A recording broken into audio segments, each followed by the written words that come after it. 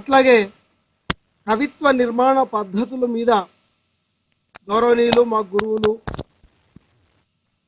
చక్కటి ప్రసంగాలు, ఎక్కడ కూడా మరి ఏమాత్రం కూడా వినే శ్రోతలకు, యూట్యూబ్లో వింటున్నటువంటి ప్రేక్షకులకు ఎక్కడ కూడా ఇంత మాత్రం మరి సంశయం లేకుండా, సందిగ్ధం లేకుండా అరటిపండు ఒలిచి నోట్లో పెట్టినట్టుగా మరి కవిత్వం మీద సార్ చెప్తా ఉన్నాడు. మొదటి వారం కవిత్వము, నిర్వచనం, ప్రత్యేకతలు, కవిత్వ కళ. రెండవ వారము కవిత్వము, దర్శనము, చూపు, దృక్పథము, కవిత్వ దృక్పథము. మూడవ వారం కవిత్వము, వస్తువు. నాలుగవ వారం, పోయిన వారం కవితా శిల్పము. ఈరోజు కవిత్వము, భావనా శక్తి, కవిత్వము, భావుకత అంశం మీద సారు మరి గతంలో 4 భాగాలు మాట్లాడారు. ఇప్పుడు ఐదో వారంగా మాట్లాడబోతున్నాడు. మన చక్కటి విశ్లేషణను అందిస్తున్నటువంటి సార్కి మేము సదా కృతజ్ఞతలం. మరి చక్కటి కార్యక్రమాన్ని నిర్వహిస్తున్నారని ప్రముఖ కవులు, అప్పుడే కవిత్వం రాస్తున్న వాళ్ళు కూడా ఫోన్ చేసి మాట్లాడుతున్నటువంటి సందర్భం. అది కేవలం సార్ యొక్క కృషి, సార్ యొక్క మరి ఆ ప్రోత్సాహం వల్లనే మరి ఆ విధంగా వస్తుంది. మరి ఈరోజు కార్యక్రమం కవిత్వము, భావన శక్తి, కవిత్వము, భావుకత అనే అంశంపై మన సార్ మాట్లాడబోతున్నాడు. సార్ మాట్లాడండి సార్, ప్రసంగించగలరని కోరుతున్నాను సార్. ఓకే, మిత్రులందరికీ నమస్కారం. మంజీరా రచయితల సంఘం కవిత్వ నైపుణ్యాల మీద ఏర్పాటు చేసినటువంటి ప్రసంగ పరంపరలో ఇది 5వ రోజు. ఈరోజు కవిత్వం, భావనా శక్తి, భావుకత అనే అంశాల మీద మనం మాట్లాడుకుందాం. కవిత్వం వస్తువు గురించి తెలిసిన తర్వాత వస్తువు ఎంత సరళమైనటువంటి, స్పష్టమైనటువంటి అవగాహన కలుగుతుందో, శిల్పం దగ్గరికి వచ్చేసరికి తదనంతర భావుకత మొదలైనటువంటి విషయాల్లో కొంత నిర్ణీతమైనటువంటి పద్ధతి, ఇది అని చెప్పడానికి వీల్లేనటువంటి పద్ధతి ఒకటి సాహిత్యంలో కొనసాగుతుంది.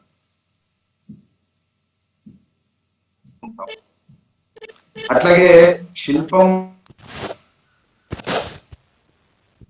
తయారు కావడానికి, ఒక రూపం శిల్పం కావడానికి, శిల్పం కళ కావడానికి ప్రధానంగా మూలభూతమైనటువంటిది, ఆధారభూతమైనటువంటిది ఏంటిది అని అంటే భావుకత. ఒకే వస్తువు మీద అందరం రాస్తాం. ఈ మధ్య వాట్సాప్ లో అయితే ఒక వస్తువు ఇస్తారు, లేదా ఒక బొమ్మ ఇస్తారు, ఈ బొమ్మ మీద కవిత్వం రాయండి అని ఆహ్వానిస్తారు. అందరూ రాసి పంపుతున్నారు. అవసరమైతే అదంతా కలిపి సంకలనం వస్తుంది. కానీ అందులో కొన్ని మాత్రమే చాలా మంది ఆకట్టుకునేటటువంటి విధంగా ఉంటాయి. కారణం ఏంటిది అని అంటే, మొదటి మాట శిల్పము అంటాం. శిల్పము అని అన్న తర్వాత ఎందుకు ఇక్కడ శిల్పం లేదు, ఎందుకు అక్కడ శిల్పం ఉంది అనే చర్చ వింగడింపు జరిగినప్పుడు, కవికి భావనా శక్తి ఉన్నప్పుడు ఆ శిల్పంలో పరిణతి సాధించడానికి, పరిణతి కనిపించడానికి అవకాశం. భావనా శక్తి కనుక లేకపోతే ఆ కవి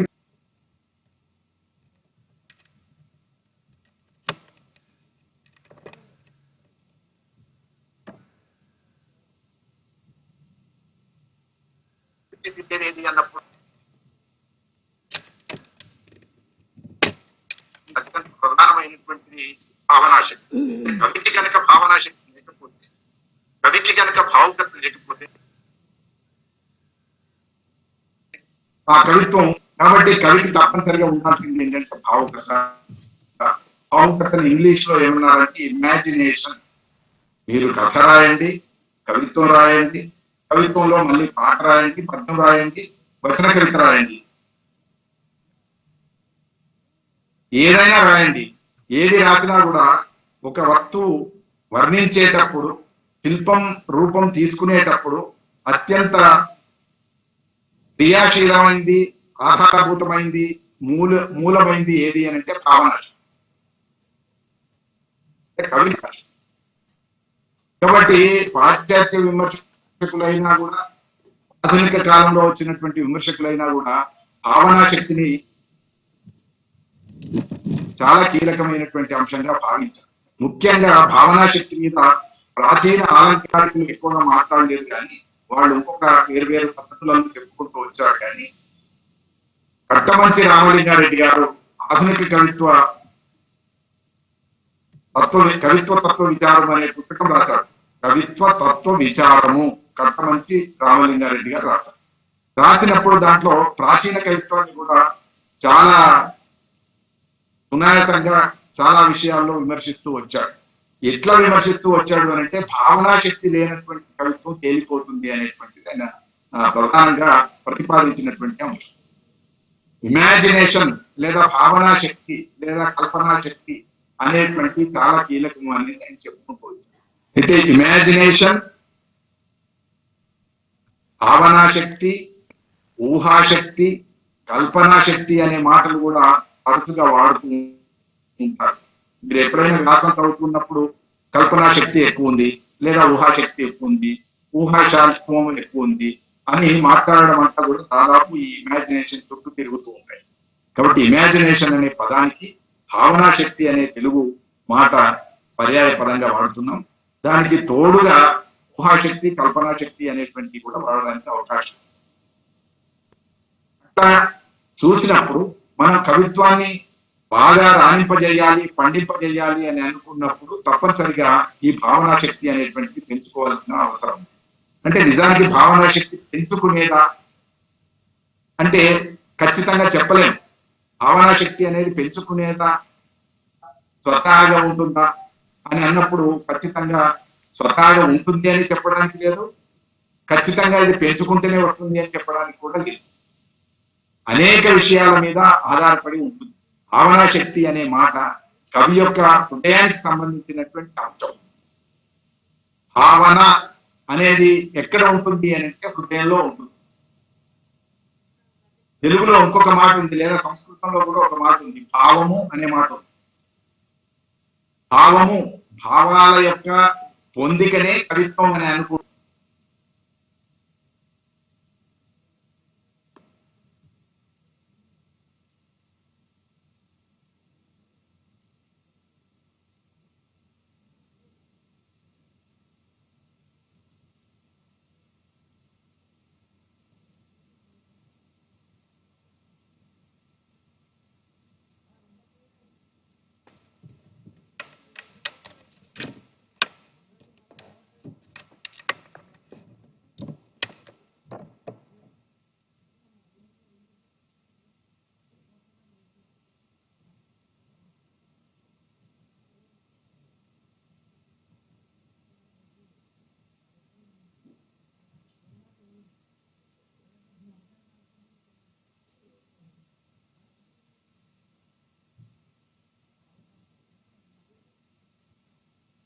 మంత్రం ఉంది.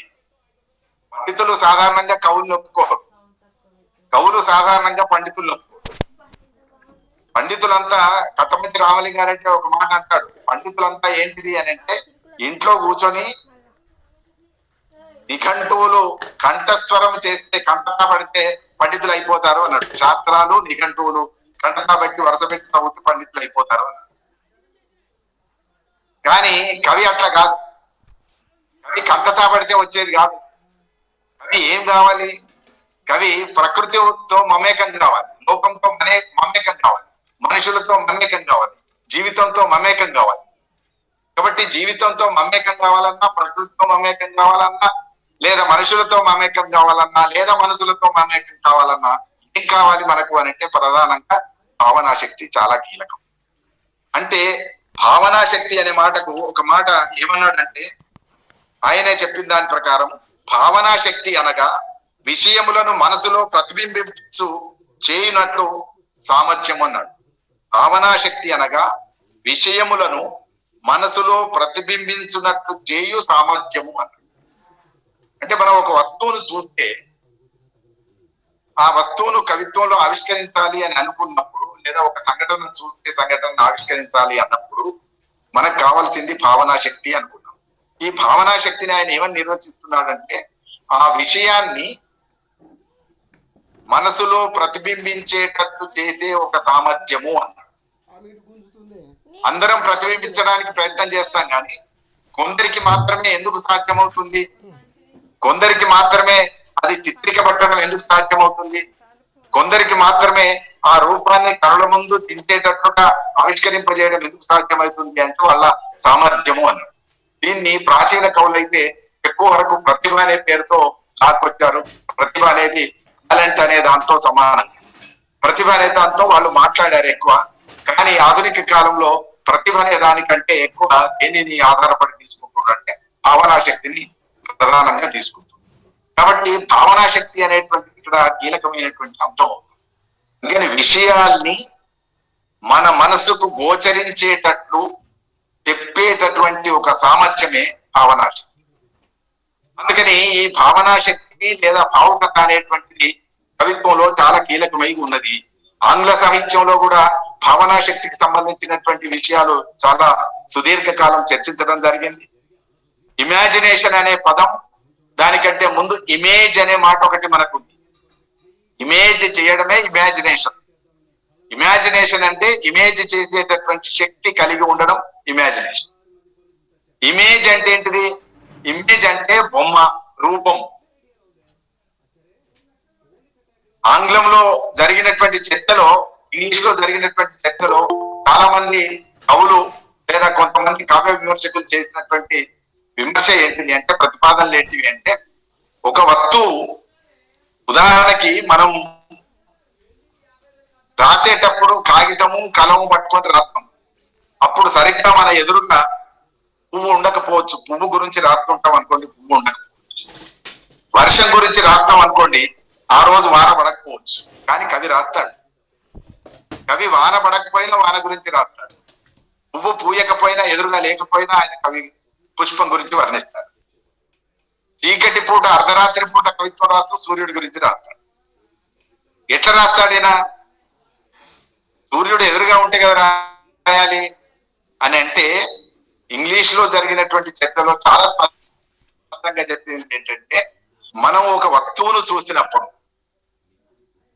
ఒక దృశ్యాన్ని చూసినప్పుడు, ఆ దృశ్యం చూడగానే మనకు మొదట కలిగేటటువంటి స్పందన ఒక రూపం ఏర్పడుతుంది. ఆ రూపం మనసులో ముద్రింపబడుతుంది. ఇంకా ప్రతిసారి దాన్ని చూడనక్కర్లేదు. మనసులో ముద్రింపబడినటువంటి వస్తువు ఎట్లా ఉంటుందో మన మనసులో ముద్ర అయింది ఉంది కనుక మనం రాయదలుచుకున్నప్పుడు దాన్ని ఆవాహన చేసుకుంటాం. మన మనసులో ఉండేటటువంటి దాన్ని రాస్తాం. అంటే రెండు దశలు భావనా శక్తికి. ప్రైమరీ ఇమాజినేషన్ ఒకటి, సెకండరీ ఇమాజినేషన్ అని రెండు ఉంటాయి అని చెప్పి ఆంగ్ల విమర్శకులు అన్నారు. ప్రైమరీ ఇమాజినేషన్ చూడగానే మన మనసులో ముద్రింపబడేటటువంటి భావము ప్రైమరీ ఇమాజినేషన్. చూడగానే ఒక వస్తువుకు సంబంధించినటువంటి ముద్ర మన మనసులో పడ్డప్పుడు దాన్ని ప్రైమరీ ఇమాజినేషన్ అంటారు. అంటే మనకు ఇమేజ్ అంటే ఒక ప్రతీక, ఒక చిత్రం, ఒక బొమ్మ మన హృదయంలో ఉండిపోతుంది. దాన్ని తొలి దశ. ఉదాహరణకు గులాబీ పువ్వు ఉన్నది. ఇప్పుడు మనం గులాబీ పువ్వును ఈ క్షణంలో అయితే ఎవరం చూస్తలేము. మీరు చూస్తలేరు, నేను చూస్తలేను.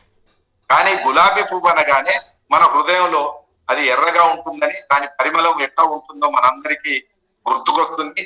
ఇవన్నీ ఎక్కడ ఉన్నాయి? ఎదురుగా లేకున్నా ఎక్కడ ఉన్నాయి ఇవన్నీ అంటే మన మనసులో ఉన్నాయి. మన మనసులో ముద్రపడి ఉన్నాయి. దాని యొక్క పరిమళం కానీ, దాని యొక్క ఆకారము, రూపు, రంగు కానీ, లేదా దానికి సంబంధించినటువంటి వివిధ సోయగాలు, అందం, సౌందర్యం అంతా కూడా మన మనసులో ముద్రింపబడి ఉంది కనుక మనం గులాబీ అనగానే వెంటనే మనకు గుర్తొస్తుంది. ఒక ఆనందం పొందుతాము, ఒక అనుభవం పొందుతాము. ఇది మొదటి దశ. రెండవ దశ ఏంటిది? సెకండరీ ఇమాజినేషన్ ఏంటిదంటే, ఎప్పుడో మనం చాలా రోజుల కింద మన మనసులో ముద్రించబడి ఉన్నటువంటి భావం. జలపాతం ఉంది, ఇప్పటికిప్పుడు మనం జలపాతం చూడకపోవచ్చు, కానీ మనం కవిత్వం రాసేటప్పుడు జలపాతాన్ని వర్ణిస్తాం. ఆ జలపాతం పోలిక తీసుకొచ్చి చెప్తాం, నదిని పోలిక తీసుకొచ్చి చెప్తాం.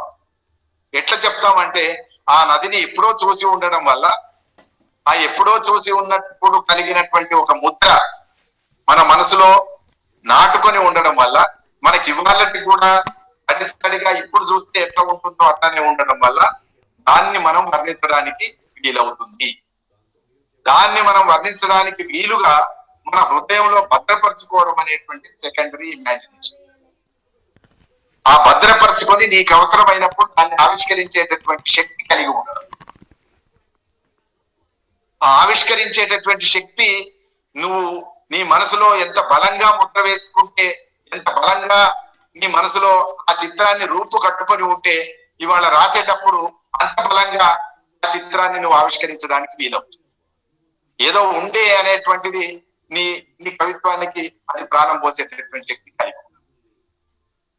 జ్ఞాపకం తెచ్చుకొని మనం రాసేటప్పుడు జ్ఞాపకం తెచ్చుకొని చేసేటటువంటి పని ఏదైతే ఉంటుందో అది కూడా నీకు జీవం రావడానికి అవకాశం కుదరదు.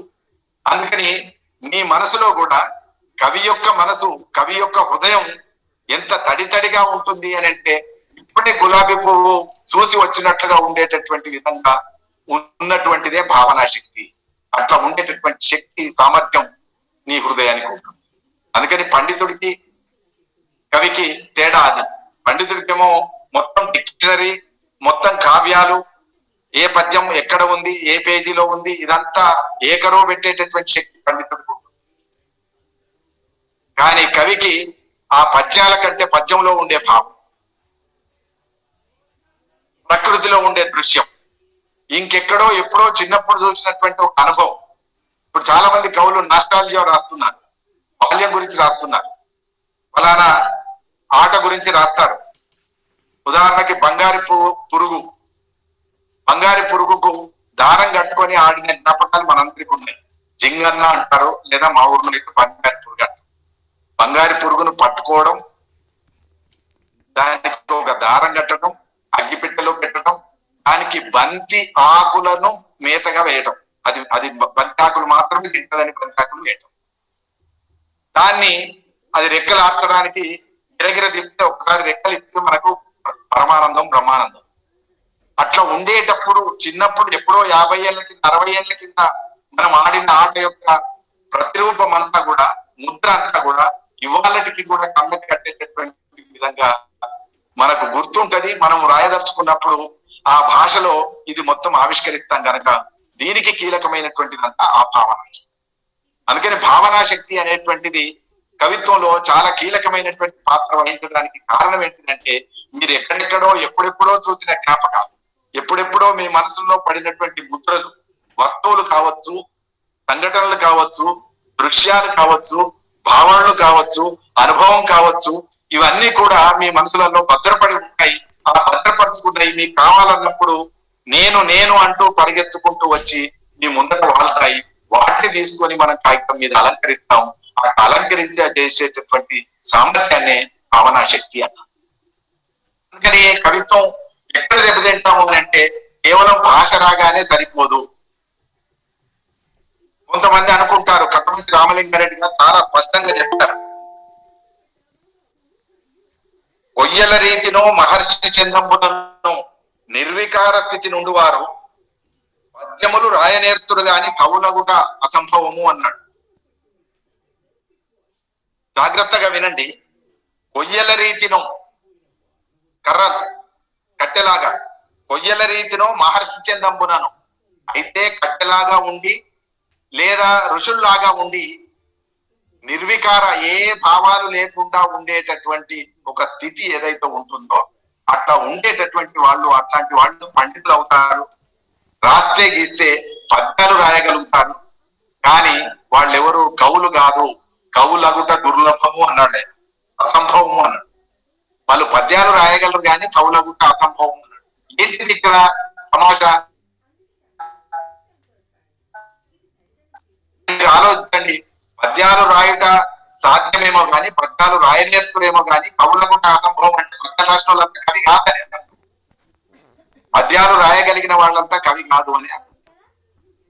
ఎందుకు కాదు అంటే ఛందస్సు గాని వ్యాకరణం గాని పద్యాన్ని తీర్చిదిద్దుతాయి గాని మీ కవిత్వాన్ని హృదయానికి చేరువ చేసేటటువంటి శక్తి పద్యానికి కానీ ఛందస్సు కానీ వ్యాకరణానికి కానీ ఉండదు అనేది ఆయన అభిప్రాయం. అందుకని ప్రబంధ కవుల్ని చాలా తీవ్రంగా విమర్శిస్తారు. తిక్కనను బాగా హృదయానికి తిక్కనంత గొప్ప కవి లేడు అని కట్టమంచి రామలింగారెడ్డి అభిప్రాయం. ప్రబంధ కవుల్లో ఒకే ఒక్క కవి పింగళి సూర్యుడు మాత్రమే గొప్ప కవి అని ఆయన అభిప్రాయం. కారణం ఏంటిది అని అంటే వీళ్ళు తిక్కన జీవితానికి ఇచ్చినంత విలువ, భావనా శక్తికి ఇచ్చినంత విలువ అలంకారాలకు ఇయ్యలేదు. అలంకారాలు కూర్చినటువంటి వాళ్లే, వర్ణనలు కూర్చినటువంటి వాళ్లే ప్రబంధ కవులు అని చెప్పుకున్నారు. అష్టాదశ వర్ణనలు అని చెప్పుకున్నారు వాళ్ళు. 18 రకాల వర్ణనలు నీకు ఇష్టమున్నా లేకుండా నువ్వు చెయ్యాలి. ఆ 18 వర్ణనల కింద ఈ జీవితం యొక్క అనుభవం మరుగున పడిపోతుంది అనేటువంటిది ఆయన భావన. అందుకని నీ హృదయంలో పుట్టినటువంటి భావం అది సజీవంగా ఆవిష్కరించబడాలంటే నీకు భావనా శక్తి ఉండాలి గాని అలంకార శక్తి కాదు అనేటువంటిది ఆయన ప్రతిపాదించినటువంటి విషయం. ఒక మంచి ఉదాహరణ చెప్తారు. రవీంద్రనాథ్ ఠాగూర్ గీతాంజలి రాశాడు. గీతాంజలిలో నన్ను బాగా ఆకట్టుకున్నటువంటి ఒక పోలిక ఉంది. అది మనకు సరిగ్గా ఇప్పుడు సరిపోయేటటువంటి పోలిక కనుక దాన్ని ప్రస్తావన తీసుకొస్తుంది. పిల్లలందరూ ఆడుకుంటుంటారు. పిల్లలతో ఆడుకోవడానికి రాజుగారి కొడుకు కూడా, అంటే బాలరాజు, చిన్న పిల్లవాడైనటువంటి రాజు రాజకుమారుడు కూడా ఆడుకోవడానికి వెళ్ళాలనుకుంటాడు. ఆయన రాజకుమారుడు కదా, అందరిలాగా వెళ్తే ఆయనకు విలువ ఉండదు కదా. అందుకని ఆయన ఏం చేశారు, ఇంట్లో ఆడుకోవడానికి వెళ్ళేటప్పుడు కూడా బ్రహ్మాండంగా అలంకరించి ఆభరణాలు తొడిగి చాలా జాగ్రత్తగా మంచిగా అన్ని రకరకాల నగలు వేసి బట్టలు వేసి మంచి బట్టలు వేసి అలంకరించి ఆడుకోవడానికి పంపాడు. రవీంద్రనాథ్ ఠాగూర్ అంటాడు, ఆయన ఎట్లా ఆడుకోగలడు? ఆడుకోబోతే మట్టిలో ఈ దుస్తులు మాసిపోతాయని భయం. పిల్లలతో ఆడుకోవాలని హృదయం కోరుతుంది కానీ ఆడుకుంటే ఈ ఆభరణాలు ఎక్కడ జారిపోతాయని భయం. ఆడుకుంటే తన ఒళ్ళు ఎక్కడ కందిపోతుందో అని ఇంకొక భయం. ఆయన పిల్లలతో ఎట్లా ఆడుకుంటాడు, ఎట్లా మమేకం అవుతాడు, ఆ పిల్లలు పొందుతున్న ఆటల ద్వారా పొందుతున్నటువంటి ఆనందం ఈయన ఎట్లా పొందుతాడు అంత. అందుకని ఆయన దృష్టి అంతా ఎక్కడ ఉంది? దుస్తుల మీద ఉంది, నగల మీద ఉంది, శరీరం మీద ఉంది, అలంకరణ మీద ఉంది. ఈ అలంకరణ మీద ఉన్నప్పుడు ఆయన ఆటలో లీనం కాగలుగుతాడా? పిల్లలతో కలిసిపోగలుగుతాడా? ఎందుకంటే అతన్ని ముట్టుకోవాలంటే అతని చెయ్యి మట్టంటే ఉంటుంది. అతన్ని ముట్టుకోగలడా? అతనితో ఆడగలడా? నీ ఆటలే మట్టిలో ఉంటాయి. చిన్నప్పుడు ఆడేటటువంటి ఆటలన్నీ కూడా మట్టితో సంబంధం లేకుండా ఉండవు. కాబట్టి ఎక్కడుంది ఆనందం అంతా? ఎక్కడుంది భావోద్వేగం? ఎక్కడుంది హృదయానికి ఒక శక్తి, అనుభవం? అంటే హృదయానికి ఒక అనుభవం నిన్ను నువ్వు మర్చిపోగలగడంలో ఉంది, నిన్ను నువ్వు మర్చిపోయేటట్లు లీనమవడంలో ఉంది. ఆ ఆటలో కావచ్చు, ఆ వస్తువులో కావచ్చు, ఆ దృశ్యంలో కావచ్చు, నిన్ను నువ్వు మర్చిపోయి లీనం కావాలి అనేటువంటిది ప్రధానంగా ఈ భావనా శక్తి యొక్క మూలం. కాబట్టి నీలో భావుకత ఉంటే ఇవన్నీ విడిచిపెట్టి పిల్లలతోని ఆలింగనం చేసుకుంటావు, కలిసిపోతావు. నీకు అప్పుడు దుస్తువు మీద దృష్టి ఉండదు, చేతులకు మట్టి అంటుతుందనే ఆలోచనే రాదు. పిల్లలతో ఆడడం ఒక్కటే నీ లక్ష్యమై ఉంటుంది. ఆడడం కోసం నీ మనసు నిన్ను ఒత్తిడి చేస్తుంది కనుక నువ్వు ఆడతావు తప్ప నీ నగల మీద దృష్టి ఉండదు, బట్టల మీద దృష్టి ఉండదు, చేతుల మీద దృష్టి ఉండదు, ముఖం మీద దృష్టి ఉండదు. అట్లా దృష్టి ఉండనటువంటి ఒకానొక తన్మయ స్థితిని భావనాశక్తి. కాబట్టి భావనాశక్తి అనేటువంటిది కీలకం. అందుకే అదే కట్టమంచి రామలింగారెడ్డి గారు ఇంకొక మాట కూడా అన్నాడు, వృత్తాంతమును, స్థితిగతులను, అందలి పాత్రల సుఖదుఖములను మనం వర్ణించదలుచుకున్నది ఒక వృత్తాంతం, ఒక కథ లేదా ఒక దృశ్యం. అందలి స్థితిగతులను, అందలి పాత్రల సుఖదుఖములను రోమరోమమునకు తానే మనపూర్వకంగా అనుభవించినప్పుడే అభినయింపడానికి, అభివర్ణించడానికి సాధ్యమవుతుంది. రోమరోమమును అనుభవించడం. మనం ఒక కవిత చదువుతూ ఉంటే రోమాలు లిక్కబరుచుకున్నాయంట. మీరు బాగా చాలా మందికి కవిత్వం రాసే అందరికి అనుభవంలో ఉన్న ఒక మాట కూడా నా అనుభవంలో ఉన్నది, మీ అనుభవంలో కూడా ఉంటుంది. ఏంటిది అంటే, మీరు రాస్తున్నప్పుడు మీ రోమాలే నిక్కబరుచు, మీరు రాస్తున్నప్పుడు మీ రోమాలే నిక్కబరుచుకుంటాయి. మీరు రాస్తున్నప్పుడు మీ కళ్ళ వెంపట తడి తడి రాలేటటువంటి అవకాశం, మీరు రాస్తున్నప్పుడు మీ హృదయం పారవశ్యం పొందేటటువంటి అవకాశం. మీరు ఏ రసం రాస్తున్నారనే దాన్ని బట్టి మీ హృదయం ఉప్పొంగుతుంది. అట్లా ఉప్పొంగేటటువంటి ఒక శక్తినే భావనా శక్తి అని. కాబట్టి అట్లా ఉప్పొంగగలగాలి, రోమరోమమున తానే అనుభవించగలగాలి. తానే ఎట్లా అనుభవిస్తాడు? ఒక దుర్యోధనుడి గురించి రాస్తాడు, ఒక కర్ణుడి గురించి రాస్తాడు, ఒక అర్జునుడి గురించి రాస్తాడు, ఒక రాముడి గురించి రాస్తాడు, ఒక సీత గురించి రాస్తాడు. కవి ఎన్ని పాత్రలని పరకాయ ప్రవేశం చేయాలి? స్త్రీల గురించి తెలుసా? వాల్మీకి సీత గురించి తెలుసా? తెలియకపోతే సీతను ఆవిష్కరించలేడు. తెలియాల్సిందే. తెలియకపోతే సీత దుఃఖాన్ని ఆవిష్కరించలేడు. తెలియకపోతే సీత పక్కకు త్రిజట్టను నిర్మించలేడు, త్రిజట్ట పాత్రను పెట్టలేడు. సీత ఆమె చెప్పుకోవడానికి ఎవరూ లేనప్పుడు, ఆమె నోదార్చడానికి ఎవరూ లేనప్పుడు, రాక్షస స్త్రీ అయిన త్రిజట పక్కకుండి ఆమె నోదార్చు.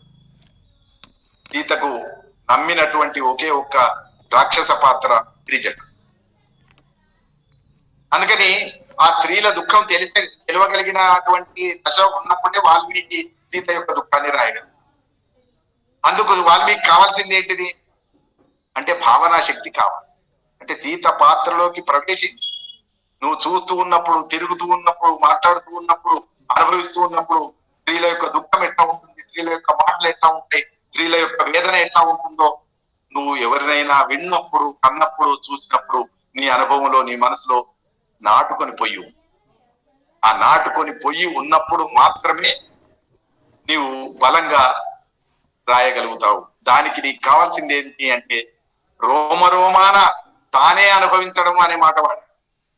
అందుకని సీత యొక్క దుఃఖాన్ని మనం రోమరోమాన మనం అనుభవించగలిగినటువంటి ఒక శక్తి కలిగి ఉండడం, ఒక సామర్థ్యం కలిగి ఉండడమే భావనా శక్తి. అందుకని ఈ భావనా శక్తి ఇట్లానే ఉంటుందని చెప్పడానికి కుదరదు. సాహిత్యంలో అత్యద్భుతమైనటువంటి ఘట్టాలన్నీ దేని ద్వారా వచ్చినాయి? మనల్ని కదిలించే ఘట్టాలు, మనల్ని మెప్పించిన ఘట్టాలు, మనల్ని ఒప్పించిన ఘట్టాలన్నీ ఎక్కడి నుంచి వచ్చినాయి అంటే భావనా శక్తి నుంచి పుట్టినవే. ఈ భావనా శక్తి గనక సరిగ్గా లేకపోతే అది ఆ కవిత్వం రాణించేటటువంటి అవకాశం లేదు. అందుకని ఇమాజినేషన్ అనేటువంటిది చాలా కీలకం. ఇది నాట్ ఇంటలెక్చువల్. ఇమాజినేషన్ అనేటువంటిది హార్ట్ఫుల్నెస్, హృదయంగమైంది, హృదయగతమైంది. హృదయంతో మనం హృదయం యొక్క సామర్థ్యాన్ని పెంచుకోవడం వంటిది. కాబట్టి హృదయం నుంచి మనం ఇవి చూసుకోవాల్సినటువంటి అవసరం ఉంది. అందుకనే షెల్లీ గారు కవిత్వాన్ని నిర్వచించేటప్పుడు పిబి షెల్లీ ఏమన్నాడు అని అంటే, poetry is expression of imagination అన్నాడు. వస్తువును చెప్పడం కాదు, వస్తువును అందరి కవులు చెప్తారు. Expression of the content, expression of the feeling. ఈ ఎక్స్ప్రెషన్ ఆఫ్ ది కంటెంట్ అనేది అందరు చెప్తారు. ఈయనేమన్నాడు అని అంటే ఎక్స్ప్రెషన్ ఆఫ్ ది ఇమాజినేషన్ అన్నాడు. నీ భావనా శక్తిని వ్యక్తీకరించడమే కవిత్వం. కాబట్టి నీ భావనా శక్తి ఎంత ఉంది అనేటువంటిదంతా కూడా నీ హృదయాన్ని పెట్ట ఉంటుంది, హృదయం యొక్క సామర్థ్యాన్ని పెట్ట ఉంటుంది. నువ్వు దానితో మమేకం అవుతావా లేదా, రోమరోమాంచితం అవుతావా లేదా అనేది చాలా కీలకమైంది అని చెప్తున్నాడు. అందుకే ఒక నటుడు కావాలన్నా, ఒక చిత్రకారుడు కావాలన్నా, ఒక కవి కావాలన్నా ఇవన్నీ అతనికి తెలుసు. నువ్వు విషాదాన్ని అభినయించు అంటే ఎట్లా అభినయిస్తాడు? డైరెక్టర్ చెప్తాడు, నువ్వు ఇప్పుడు ఫలానా ఇబ్బందుల్లో ఉన్నావు, నీ ప్రేమ విఫలమైపోయింది, నువ్వు వియోగంలో ఉన్నావు, విరహంలో ఉన్నావు, కాబట్టి ఈ దశలో నువ్వు ఉద్వేగ భరితంగా నువ్వు అభినయించు, యాక్ట్ చెయ్యి అని అన్నాడు. అంటే ఎట్లా యాక్ట్ చేస్తాడు ఈయన? ఆయన చెప్పిందంతా యాక్ట్ చేయడానికి కుదరదు. డైరెక్టరే అంతా యాక్ట్ చేసి చెప్పడు. చెప్పొచ్చు కొందరు డైరెక్టర్లు, అతను కూడా ఇమాజినేషన్ ఉన్న డైరెక్టర్ అయితే చెప్తాడు. కానీ ఇక్కడ నటుడికి ఇమాజినేషన్ కూడా ఉంది.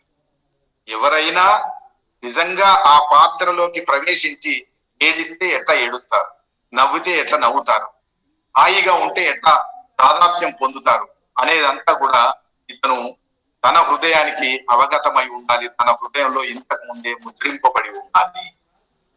ఆ ముద్రింపబడి ఉండేటటువంటి శక్తి ఏది అంటే భావనా శక్తి. అందుకని కొందరు ఉత్తమ నటులు కాగలుగుతారు, కొందరు మామూలు నటులు కాగలుగుతారు. ఉత్తమ నటులందరికీ కూడా ఈ భావనా శక్తి ఉంది. కోపాన్ని ప్రదర్శించాలి అన్నప్పుడు నీ కళ్ళల్లోనా, నీ ముక్కులోనా, నీ కళ్ళల్లోనా, నీ ముఖంలోనా, ఎక్కడ ప్రదర్శిస్తావో నీ ఇష్టం. ఇవన్నిట్లలోనా ఇది మొత్తంగా కలిపి నీ ముఖంలో రావాలి. కళ్ళు ఎర్రగా గట్టిగా మిడిగుట్టు తెరవంగానే కోపం కాదు.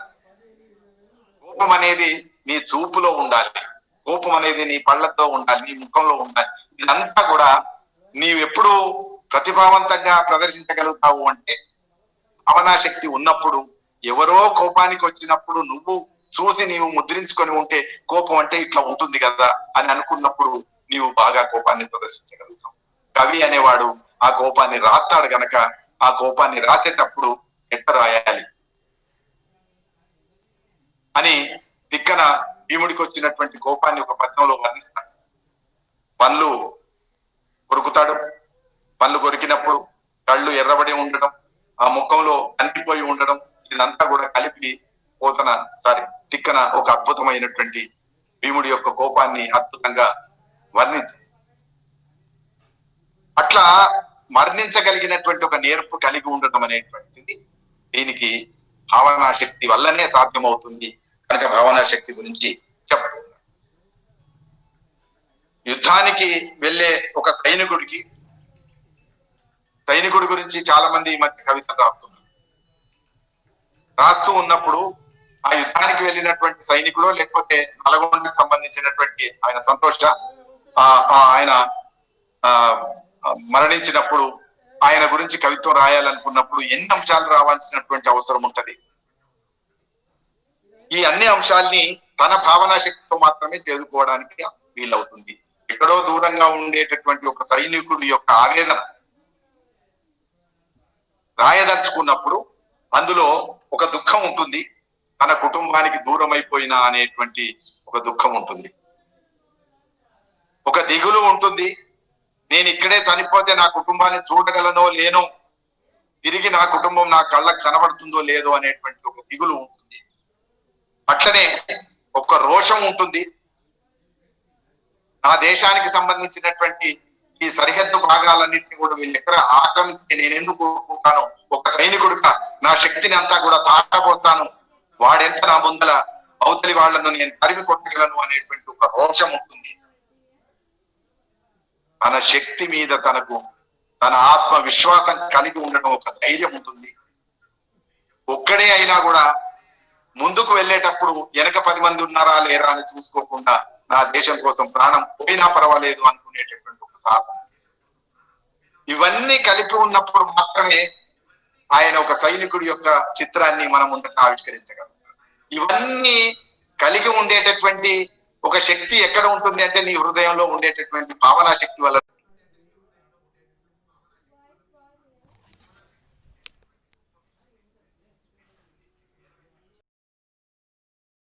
ఆత్మ విశ్వాసం కలిగి ఉండడం, ఒక ధైర్యం. ఒక్కడే అయినా కూడా ముందుకు వెళ్ళేటప్పుడు వెనక 10 మంది ఉన్నారా లేదా అని చూసుకోకుండా నా దేశం కోసం ప్రాణం పోయినా పర్వాలేదు అనుకునేటటువంటి సాహసం. ఇవన్నీ కలిపి ఉన్నప్పుడు మాత్రమే ఆయన ఒక సైనికుడి యొక్క చిత్రాన్ని మనం ముందు ఆవిష్కరించగలం. ఇవన్నీ కలిగి ఉండేటటువంటి ఒక శక్తి ఎక్కడ ఉంటుంది అంటే నీ హృదయంలో ఉండేటటువంటి భావనా శక్తి వల్ల సాధ్యం.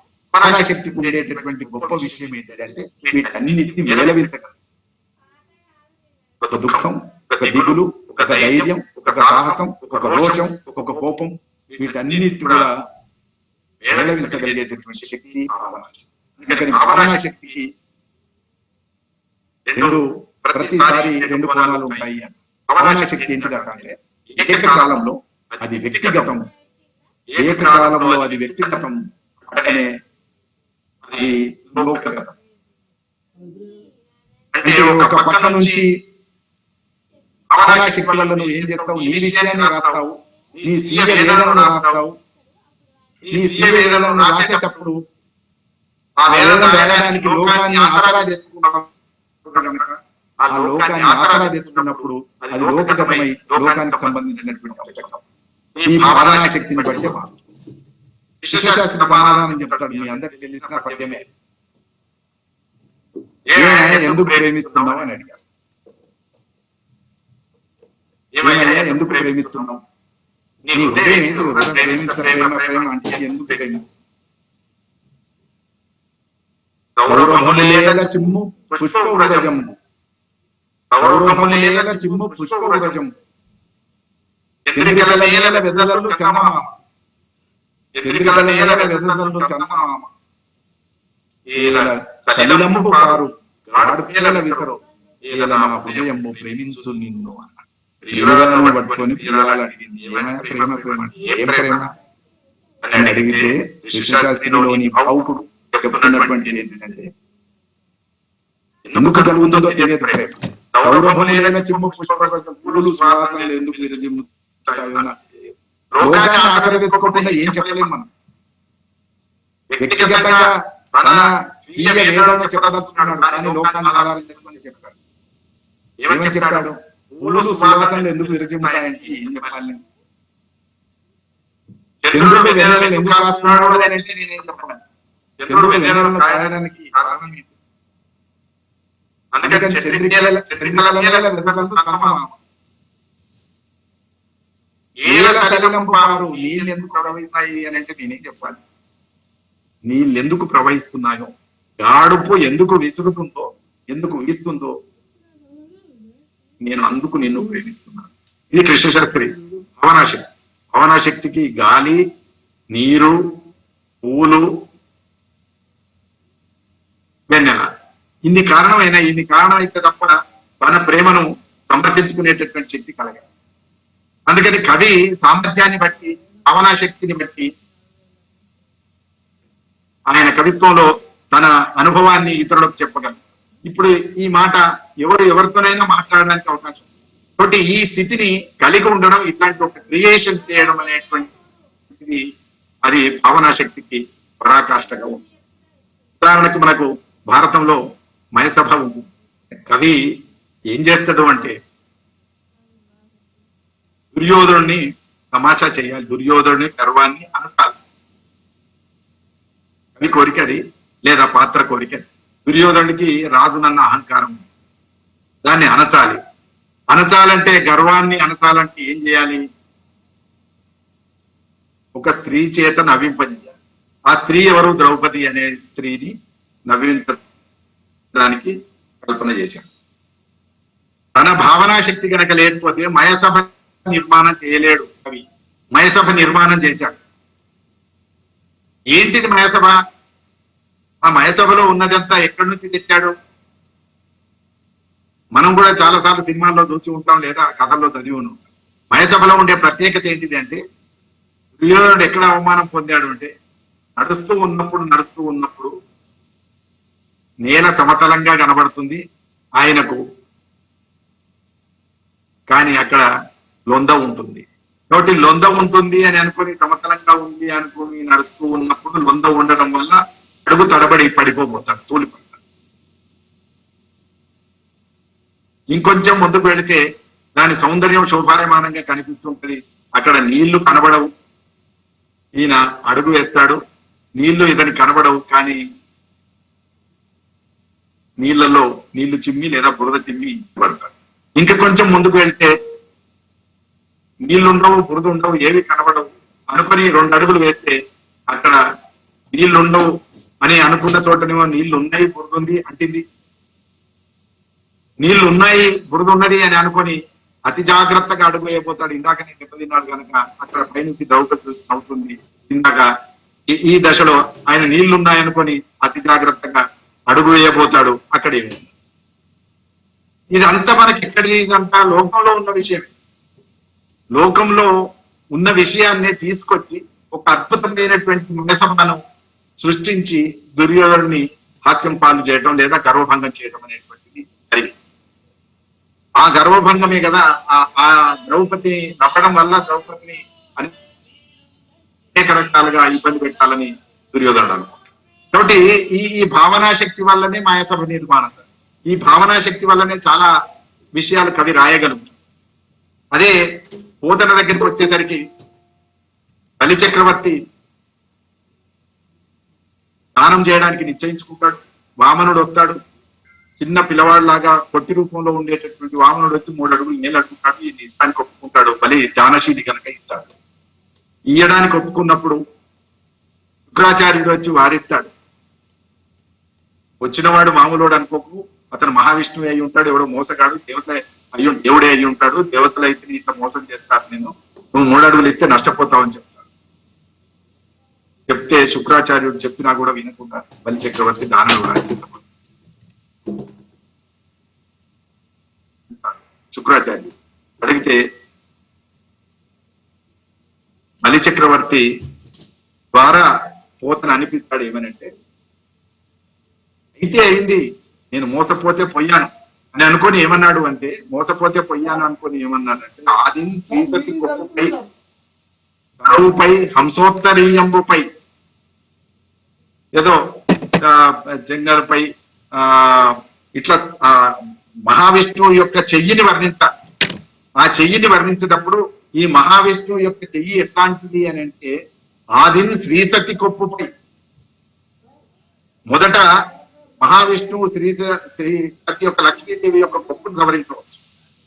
ఆ తర్వాత తనువును ముట్టుకున్న చెయ్యి, ఆ తర్వాత ఆమె హంసోత్తరీయం వేసుకున్నటువంటి కొంగును సవరించినటువంటి చెయ్యి, పట్టా సవరించి వచ్చి బాలిన్లపై నడయాడినటువంటి చెయ్యి, ఆ చెయ్యి నూతన మర్యాదం చెందు చెయ్యి. అది లక్ష్మీదేవి యొక్క అవయవాల మీద నూతన మర్యాదను చెందేటటువంటి చెయ్యి కిందై ఉంటుంది, నాది మీదై ఉంటుంది. చాలా నాన్న ఇది భావనా శక్తికి సంబంధించిన విషయం. అంటే ఊరికే ఆ చెయ్యి కింద నే చెయ్యి మీద అంటే కాదు. ఎట్లా వర్ణించాడు అని అంటే, మహావిష్ణువు యొక్క చెయ్యి మహాలక్ష్మి యొక్క ఆ శరీరాన్ని తడమగలిగినంత గొప్ప చెయ్యి కిందై ఉంది, నా చెయ్యి మీదై ఉంది, ఏమవుతుంది పోతే పోని అని అన్నాడు. అరే రాజులు ఎంతో మంది అవుతారు, నా పేరు ఇట్లా ఉండిపోతుంది ఉన్నది అన్నాడు. అందుకని ఈ భావనా శక్తి అంతా కూడా పోతనకు ఉండేటటువంటి భావనా శక్తి, హృదయంలో ఉన్నటువంటి సామర్థ్యం అంతా ఈ రూపంలో తీసుకొచ్చి ఆయన వ్యక్తీకరించడం వల్ల ఆ పద్యాలు, బలిపాత్ర పద్యాలు ఇవన్నీ అద్భుతమైనటువంటి ఘట్టంగా మిగిలి ఉంటాయి. కాబట్టి భావనా శక్తి అనేటువంటిది చాలా కీలకమని విషయాన్ని మనం గుర్తు తెచ్చుకుంటూ, మనకు శాస్త్రము సత్యాన్ని చెప్పవచ్చు కానీ సత్యం ఒకటే ఉంటుంది. శాస్త్ర విజ్ఞానానికి సంబంధించి సూత్రం అంటే సూత్రమే ఉంటుంది. A+B² = A² + B² + 2AB అని ఉంటుంది అనుకోండి, ఇంతే ఉంటుంది. 2 × 2 4 అవుతుంది. ఇది సత్యం, అది సైన్స్. కానీ కవిత్వం అట్లా కాదు. 1 + 1 = 1 అని రాశాడు శ్రీశ్రీ. 1 + 1 = 1 ఎట్లా అవుతుంది? కానీ అదే సాహిత్యం, అదే కవిత్వం. ఎట్లా అవుతుంది అని అంటే, ఒక స్త్రీ ఒక పురుషుడు ఇద్దరు ఒకటవడం, ఒక స్త్రీ ఒక పురుషుడు ఇద్దరు కలిసి ఒకటవడం. 1 + 1 = 1. అది కవిత్వంలో సాధ్యం అవుతుంది, సాహిత్యంలో సాధ్యం. అందుకని 2 మనసులు ఒకటై అని రాస్తాడు. 2 మనసులు ఎప్పుడూ ఒకటి కావు, నిజ జీవితంలో ఒకటి కావు, కానీ కవిత్వంలో ఒకటి అవుతాయి, హృదయంలో ఒకటి అవుతాయి, భావనలో ఒకటి అవుతాయి. ఈ భావనా శక్తి ఉన్నప్పుడు ఒకటిగా మారిపోవడం, 2 శరీరాలు ఉన్నా కూడా ఒకటిగా మారిపోవడం అనేది సాధ్యమవుతుంది. అది కవిత్వానికి సంబంధించినటువంటి అంశం. అందుకని కవిత్వం వైవిధ్యపూరితమై ఉంటుంది. శాస్త్రం కేవలం సత్యానికి నిబద్ధమై ఉంటుంది. సత్యం ఒకటి మాత్రమే ఉంటుంది. కవిత్వం మాత్రం ఎన్ని రకాలుగా నువ్వు వర్ణిస్తావో అన్ని రకాల వైవిధ్య వివిధ రూపాలు పొందగలిగినటువంటి శక్తి కవిత్వానికి. ఎందుకు కవిత్వం అందరినీ ఆకర్షిస్తుంది? చాలా మంది అనుకుంటుంటారు 2 లైన్లు రాస్తారో లేదో కవులు కీర్తిని కొట్టేసుకుపోతుంటారు అని అంటుంటారు. ఆయన పాట రాస్తాడు, ఎంతో మంది కొన్ని కోట్ల మంది హృదయాన్ని ఆకర్షిస్తుంది. ఎట్లా ఆకర్షిస్తుంది? రవీంద్రుడు గీతాంజలి రాశాడు, కొన్ని కోట్ల మందిని ఆకర్షించాడు. ఎట్లా ఆకర్షించాడు అంటే కవిత్వానికి ఆ వివిధ హృదయాల్ని అలరింపజేసేటటువంటి శక్తి కవిత్వానికి. ఈ శక్తి దేని వల్ల వచ్చింది అంటే భావనా శక్తి వల్ల వచ్చింది. ఈ భావనా శక్తి కనుక కవిత్వానికి లేకపోతే, లేదా పాఠకులకు లేకపోతే, సహృదయులకు లేకపోతే ఈ కవిత్వం ఇంతమందిని ఆకర్షించేటటువంటి అవకాశం ఉంది.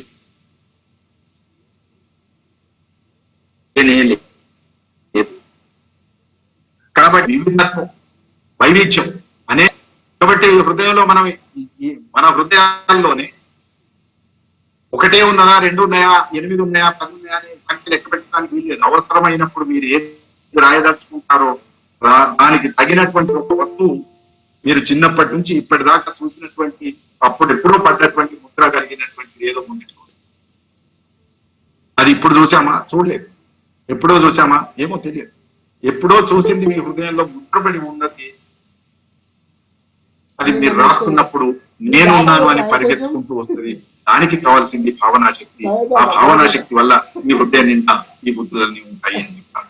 కాబట్టి వీటిని ఆవిష్కరించడం అనేటువంటిది చాలా కీలకమైనటువంటి అంశమని చెబుతూ, దానికి ఈగ ఇంతకు ముందు కూడా చెప్పింది నేను, ఈగ అనేది అన్ని పువ్వుల మీద వాలుతుందని. అన్ని పువ్వుల మీద వాలి, తొమ్మిద కావచ్చు, ఈగ కావచ్చు, తేనెటీగ కావచ్చు, అన్ని పువ్వుల మీద వాలుతుంది. అన్ని పువ్వుల యొక్క మకరందాన్ని అది ఆస్వాదిస్తుంది. పువ్వుల యొక్క మకరందాన్ని ఆస్వాదించి అదంతా తన దగ్గర భద్రపరుచుకొని అది తేనెను తయారు చేస్తుంది. అది అనేక పువ్వుల మీద వాలకపోతే, ఆ మకరందాన్ని ఆస్వాదించకపోతే తనదైనటువంటి తేనెను తయారు చేసే అవకాశం. అనేక పువ్వుల మీద వాలగలిగినటువంటి ఒక శక్తి, అనేక మకరందాన్ని గ్రోడగలిగినటువంటి ఒక శక్తి భావనాశం. అది భద్రపరచుకోవడం, అది హృదయంలో భద్రపరచుకోవడం అనేది భావనాశం. అందుకని ఈ భావనా శక్తి వల్ల నువ్వు కొత్త తేనెను తయారు చేయగలిగినటువంటి శక్తి నీకు కలుగుతుంది. అందుకని భావనా శక్తి ఏం చేస్తుంది అని అంటే, ఎప్పుడెక్కడి రకరకాల రసాలు, ఎప్పుడెక్కడి రకరకాల అనుభవాలు అన్నిటినీ హృదయాల్లో భద్రపరచుకొని అది నీకు అవసరమైనప్పుడు నీకు ఇవ్వగలిగినటువంటి శక్తి దానికి ఉంటుంది అని చెప్పి చెప్తుంది. అందుకని ఇది చాలా చిత్రమైనటువంటిది భావనా శక్తి. ఇందాక అన్నట్టు దాని వ్యక్తిగతమైన దాన్నేమో సార్వజనీనం చేస్తుంది. ఇందాక కృష్ణశాస్త్రి తన బాధ చలం మాటల్లో చెప్పాల్సి వస్తే, కృష్ణశాస్త్రి బాధ లోకానికి బాధ. కృష్ణశాస్త్రి బాధ లోకానికి బాధ చేశాడు. అదే భావనా శక్తి వల్ల లోకం యొక్క బాధ లోకం యొక్క బాధ కవి యొక్క బాధ. అది శ్రీశ్రీ చేశాడు. శ్రీశ్రీ లోకం యొక్క బాధను తీసుకున్నాడు. ఎవరెవరి పతులారా, భ్రష్టులారా, బాధా సర్ప ద్రష్టులారా, ఏడవకండి మీకోసం వస్తున్నాయి జగన్నాథ రథచక్రాలు వస్తున్నాయి. ఎక్కడి రథచక్రాలు? పూరిలో ఉంటాయి రథచక్రాలు. జగన్నాథ రథచక్రాలు ఎక్కడ ఉంటాయి? పూరిలో. పూరిలో ఉంటే పూరిలో తిరుగుతాయి. రథయాత్ర జరుగుతుంది ఏడాదికి ఒకసారి, మనందరికి తెలిసింది. కానీ శ్రీశ్రీ జగన్నాథ రథాన్ని ఊరేగింపులో జరగవలసినటువంటి దేవుడికి సంబంధించి రథాన్ని తీసుకొచ్చి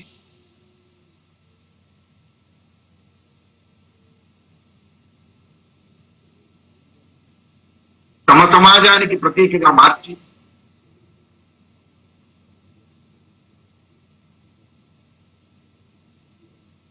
అనేక మంది యొక్క దుఃఖాన్ని తుడిచేటటువంటి ప్రయత్నం చేయడం అనేది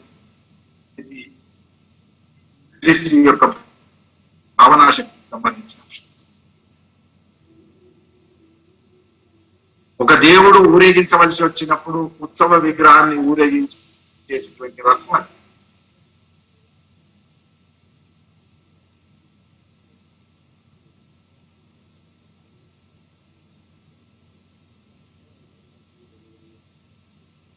ఆ ఊరేగింపులో ఉండేటటువంటి విగ్రహాన్ని తీసుకొచ్చి ఊరేగించడానికి పనికొచ్చేటటువంటి ఒక రథాన్ని తెచ్చి తమ సమాజాన్ని భావించి పతితులారా, భ్రష్టులారా, బాధాసర్ప దష్టులారా, ఏడవకండి ఏడవకండి, మీకోసం వస్తున్నాయి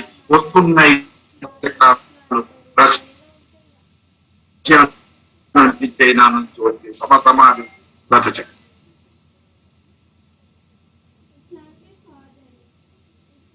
యాత్రకు వెళ్ళాడు కనుక రథచక్రాన్ని చూశాడు. అది భద్రపరుచుకున్నాడు. దాన్ని చెప్పడం కోసం ఆయన విని తెలుసుకున్నటువంటి జ్ఞానం ప్రకారం రష్యాలో, చైనాలో వచ్చినటువంటి సామాన్య జనం సమాజం యొక్క విప్లవం దాన్ని ఆవాహన చేసుకొని దీని అర్థంగా భావి వ్యక్తికి గుర్తు ఆకాశపు దారులంట హడావిడిగా వెళ్ళిపోయే ఏదో రథచక్రాన్ని భూమార్గం పట్టిస్తాను, భూకంపం పుట్టిస్తాను అని.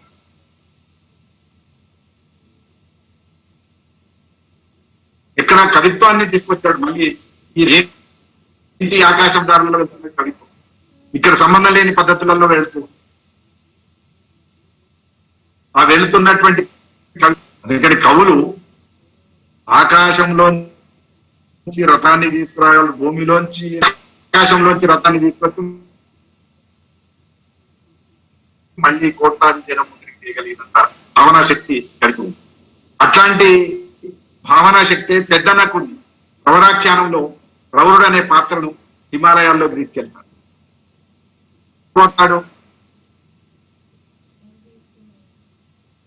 ఆయన నడుచుకుంటూ పోవాలంటే 10 సంవత్సరాలు పడుతుంది. ఏం చేస్తాడు అని అంటే పసరిస్తాడు, కాళ్ళకు పసరు పూసుకోగానే ఆయన కాళ్ళకు పూసిన పసరు యొక్క శక్తి పోతుంది. ఇమాజినేషన్ అది. ఆ కాళ్ళకు పూసినటువంటి పసరు శక్తి కోల్పోతుంది. ఎక్కడైతే భూమి మీద దిగాడో, ఎక్కడైతే హిమాలయాల్లో దిగాడో శక్తి అయిపోయింది. శక్తి అయిపోయిన తర్వాత భూమి మీద దిగిన తర్వాత అక్కడ తొవ్వ దొరకనప్పుడు మనకు కనబడ్డది పరోధిని, గంధర్వ కన్య.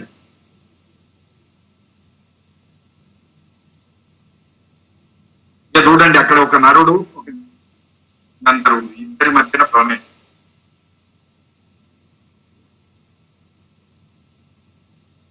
అక్కడంతా తన అనుభవమే రాస్తాడు. మళ్ళీ తన భావనా శక్తి ఉంటుంది. తొవ్వ ఎటు పోవాలి, నాకు తొవ్వ మర్చిపోయినా అని అడుగుతున్నాను అనమాట. ఆమె ఉంటది, ఇంతలు కన్నులు ఉంటే తెర ఎవరు వేడదు ముసురోత్తమ అని అడుగు. ఓ బ్రాహ్మణుడా, ఇంత పెద్ద కన్ను నేను తొవ్వ తెలియదు. లౌకిక జీవితంలో విన్నటువంటి మాట తీసుకొచ్చి ప్రవరుడు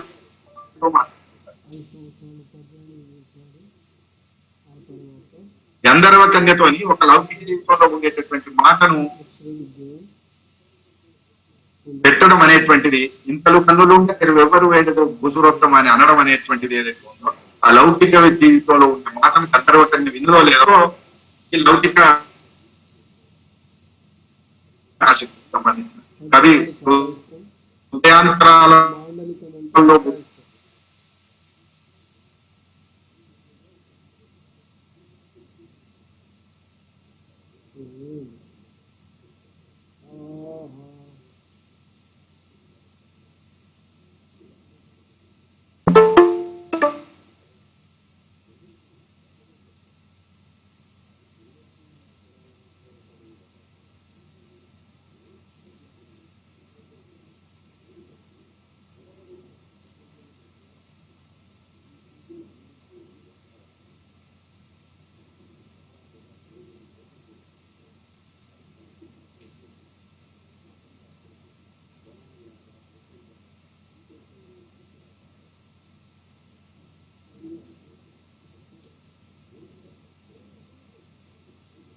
లేదా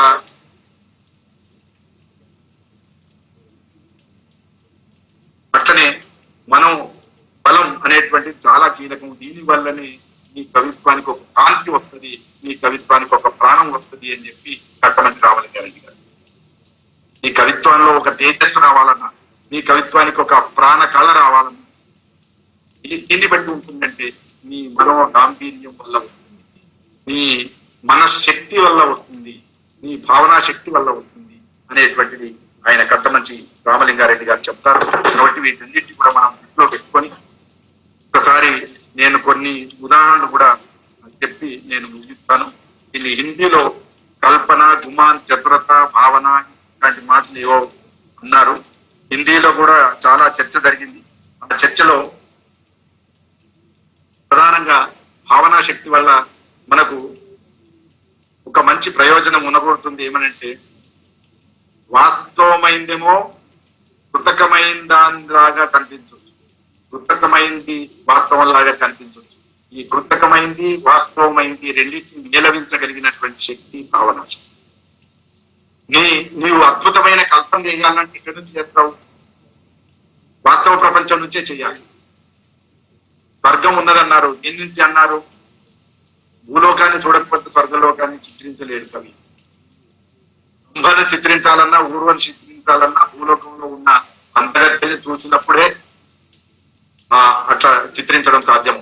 అందుకని ఇక్కడ ఉన్నటువంటి విషయాలు చూడకుండా, లౌకికమైనటువంటి విషయాలు చూడకుండా పారలౌకికమైనటువంటి విషయాన్ని వర్ణించడం సాధ్యం కాదు. అందుకని కృతకమైన దాన్ని వాస్తవికతతో, వాస్తవికమైన దాన్ని కృతకమైన దానితో మేళవించి ఒక అపూర్వ సమ్మేళనంగా భావించగలిగినటువంటి శక్తి ఈయనకు ఉంటుంది అని చెప్పి చెప్తున్నారు.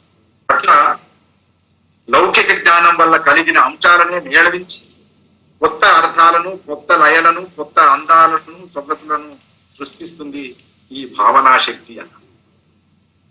అన్ని మనం విన్న మాటలే, అంత మనం చూసిన జీవితమే, అంతా మనం పొందిన అనుభవాలే. కానీ ఈ భావనా శక్తి వల్ల, ఆ భావనా శక్తి వల్ల వాటిని మేళవించడం వల్ల, రంగరించడం వల్ల దానికి ఒక కొత్త సొగసు, కొత్త సొబగు రావడానికి అవకాశం ఉంది, కొత్త బలం రావడానికి, తేజస్సు రావడానికి అవకాశం ఉంది అని చెప్పి చెప్తాడు. అట్లా ఇవి చాలా కీలకమైనటువంటివి. కాబట్టి భావనా శక్తిని మనకు కవులు రకరకాలుగా వర్ణిస్తారు.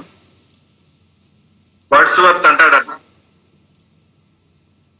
సాయం సమయాన మనసు బిందువులు సూర్యుడు రాలేనందువల్ల రాల్చే కన్నీటి బిందువుల్లా ఉన్నాయని. సాయం సమయంలో కురిసినటువంటి మనసు బిందువులు ఎట్లా ఉన్నాయట అంటే, సూర్యుడు రాలేకపోవడం వల్ల కమలాలు రాల్చేటటువంటి కన్నీటి బిందువుల్లా ఉన్నాయి అని వర్ణించారు. అంటే దీనికి సూర్యుడు రాలేకపోవడం అనే అంశాన్ని, అంటే సూర్యుడికి కమలాలకి ప్రణయబంధం ఉన్నట్టుగా మనకు చాలా మంది కవులు వర్ణించారు. కానీ కురిసిన మనసు ఎట్లా ఉన్నదంటే అన్నిటి బిందువుల్లా ఉన్నాయి అని వర్ణించడం అనేటువంటిది వర్డ్స్వర్త్ చేసినటువంటి ప్రత్యేకత. అట్లనే జాషువా, నిన్న నేను జాషువా కవిత్వం చదువుతూ ఉంటే నాకు ఆకర్షించినటువంటి ఒక మాట ఏంటిదంటే, దినదినము కృంకుటీవనమును కట్టడి బ్రహ్మపాలమును ఏలనికించను నాథ అని ఏల లిఖించను వనకన్యలు జాలి పడుతున్నారట, బాధపడుతున్నారు. ఇది వనకన్యల జాలి సంగతి నాకేమో తెలియదు, కానీ జాషువాకు జాలి కలిగింది సూర్యుని చూసి. ఎందుకు జాలి కలిగింది జాషువాకు అంటే, దినదినము కృంకు జీవనమును రోజు అస్తమించేది బాధపడ్డాడు. రోజు అట్లానే ప్రకాశమానంగా ఉండగలిగినటువంటి జీవితాన్ని రాయకుండా ఆ బ్రహ్మ సూర్యుడిని సృష్టించేటప్పుడు సూర్యుడి నుదటన రోజు నువ్వు అస్తమించాలి, రోజు పొద్దున ఉదయించాలని రాయడం అనేటువంటిది ఉంది చూసారా. అది ఇట్లా ఎందుకు రాశాడు అని బాధపడ్డాడు జాషువా.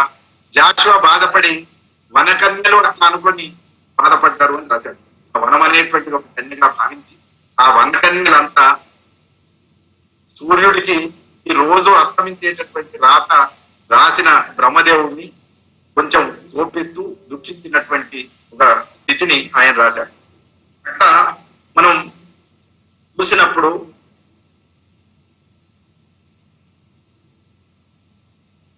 చంద్రసేన్ అనేటువంటి కవి చిన్న చిన్న మాటలతోనే జీవిత రహస్యాన్ని అంతా చెప్పాడు. మీ అందరికి తెలిసిన మాట అది. కన్ను తెరిస్తే జననం, కన్ను మూస్తే మరణం, రెప్పెపాటే కదా ప్రయాణం అని రాశాడు. మనం చూస్తున్నదే, కన్ను మూస్తాం తెరుస్తాం, కానీ అందరికీ ఈ భావనా శక్తి రాలే, ఈ ఊహాశక్తి రాలే. చంద్రసేనకు మాత్రమే ఆ ఊహాశక్తి వచ్చింది. కన్ను తెరిస్తే జననం, కన్ను మూస్తే మరణం, రెప్పపాటే కదా ప్రయాణం. ఒక పుట్టుకగా కన్ను తెరవడం, ఒక చావు కన్ను మూయడం, ఇంతే కదా అంటాడు. అట్లా బాపినేని శివశంకర్ రెండు మంచి మాటలు కవిత్వంలో ఉంటాయి. రెండు కళ్ళు రెండు అపురూప కార్యాల కోసం ఉన్నాయి. అందరికీ రెండు కళ్ళు ఉంటాయి. రెండు కళ్ళు రెండు అపురూప కార్యాల కోసం ఉన్నాయి. ఒకటి నీ దుఃఖం కోసం, రెండవది పరాయి దుఃఖం కోసం. రెండు కళ్ళు మనకు ఎందుకున్నాయి అంటే, ఒకటి మన కోసం ఏడుస్తుంది, ఒకటి ఇతరుల కోసం ఏడవాలి. అందుకని ఈ రెండు కళ్ళను అట్లా ఊహించడం అనేటువంటి ఒక కవి యొక్క సర్వజనీన దృష్టికి ప్రతీకగా చేసి ఆ కవి రాశాడు బాపినేని శివశంకర్.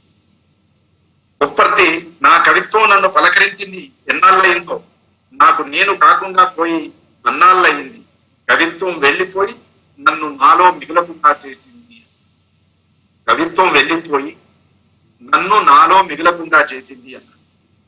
పశువుల కాపరి ఒక్కడైనా రెండు చేతులు నోటి చుట్టూ పెట్టుకొని, ఇట్లా పశువుల కాపరి ఒకడైనా రెండు చేతులు నోటి చుట్టూ చుట్టుకొని ఒక పులికేక పెట్టినా సరిపోయేది, నా కవిత్వం మైదానాల్లో లోయల్లో ప్రతిధ్వనించి ఉండేది.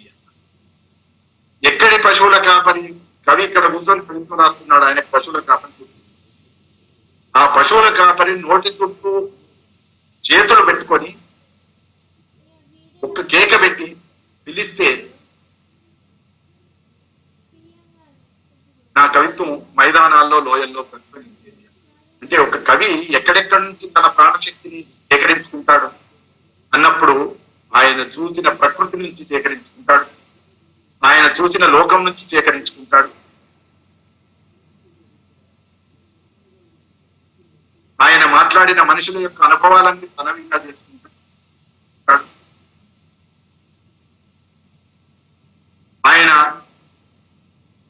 దుఃఖించినటువంటి అనేక జంతువుల యొక్క భద్రపరచుకొని చెప్పగలిగినటువంటి శక్తి ఉంటుంది. దీనికి కావాల్సింది ఎట్లా ప్రయాణం చేస్తుంది. ఆ ఉడత ఎగురుతూ దుంకుతూ వెళ్ళేటటువంటి దృశ్యాన్ని వాల్మీకి, మీకు అందరికి తెలిసిందే, వారధి గడుతూ ఉన్నప్పుడు ఒక ఉడత వస్తుంది రాముడి దగ్గర. ఎందుకు ఆ ఉడత? నేను ఉడత ఎందుకు ఆ ఉడత అంటే అది వాల్మీకి తెలియాలి, నిజమైన కవికి తెలుస్తుంది. ఎందుకు ఆ ఉడత అంటే, ఉడత అక్కడికి రావటం, ఆ ఉడత ఇసుక తీసుకొచ్చి బొర్రటం అనే దానికి ఒక అద్భుతమైన కల్పన లోకంలో ఉన్నది. ఆ ఉడత వచ్చి ఇసుక తీసుకొని బొరలించి పోతూ ఉంటే, వారధి కట్టేటప్పుడు కొంచెం కొంచెం ఇసుక రేణువులు తెచ్చి ఇక్కడ పోతూ ఉంటే రాముడు దగ్గర తీసుకొని, నా కోసం నువ్వు ఎంత కష్టపడుతున్నావు అని ఉడతను వీపు మీద నిమిరితే ఆ నిమిరినటువంటి వేళ్ల యొక్క ఛాయలే ఉడత మీద ఉన్నాయి అని భావనా శక్తి ఎంత ఉంటుందో చూడండి. దానికి రాముడు ఈ ఉడతను దువ్వక ముందే ఉడత రూపం అట్లా ఉండి ఉంటుంది. కానీ మనం ఎట్లా కల్పించుకుంటామంటే, ఈ రాముడు దువ్వడం వల్లనే ఉడత మీద వీపు మీద 3 గీతలు వచ్చినాయి అని చెప్పి చెప్తారు. అంత సూక్ష్మంగా కవి పరిశీలిస్తాడు, అంత సూక్ష్మంగా జాగ్రత్తగా హృదయంలో భద్రపరుచుకుంటాడు. అవసరమైనప్పుడు అంతే ఉద్వేగంతో ఆ ఉడతను అక్కడ ఆవిష్కరిస్తాడు. ఉడత లేకపోతే కథలో వచ్చే నష్టం ఏమీ లేదు, ఎవరి లేకపోయినా కవితలో వచ్చే నష్టం ఏమి లేదు. కానీ ఈ పాత్రాన్ని సృష్టించడం వల్ల జీవితానికి దగ్గరగా రావడం వల్ల ఎవరెవరి హృదయాల్లో ఎప్పుడు కదులుతుందో తెలియనటువంటి స్థితి ఉంటుంది. ఎంగిలి పనులు తినిగిస్తుంది, మనందరూ తెలిసిన కదని. కవి యొక్క భావనా శక్తి ఎంగిలి పనులు తిని ఎందుకు తీసి ఇచ్చింది ఆమె, ఎంగిలి చేసేందుకు ఇచ్చింది. రాముడు లాంటి ఒక గొప్ప వ్యక్తి వస్తే ఎందుకు తిని సగం చూసి రుచికరంగా ఉన్నాయా లేవా చూసి ఇచ్చింది అని అన్నదానికి అద్భుతమైనటువంటి కల్పన ఏంటిది అని అంటే ఊహాశక్తి, భావనాశక్తి ఏంటిది మనందరికి తెలిసిందే. అది చెడిపోయిందా, మంచిగా ఉందా, తీపిగా ఉందా లేదా, సరిగ్గా పండిందా లేదా అని చూసి నీకు ఇస్తున్నాను.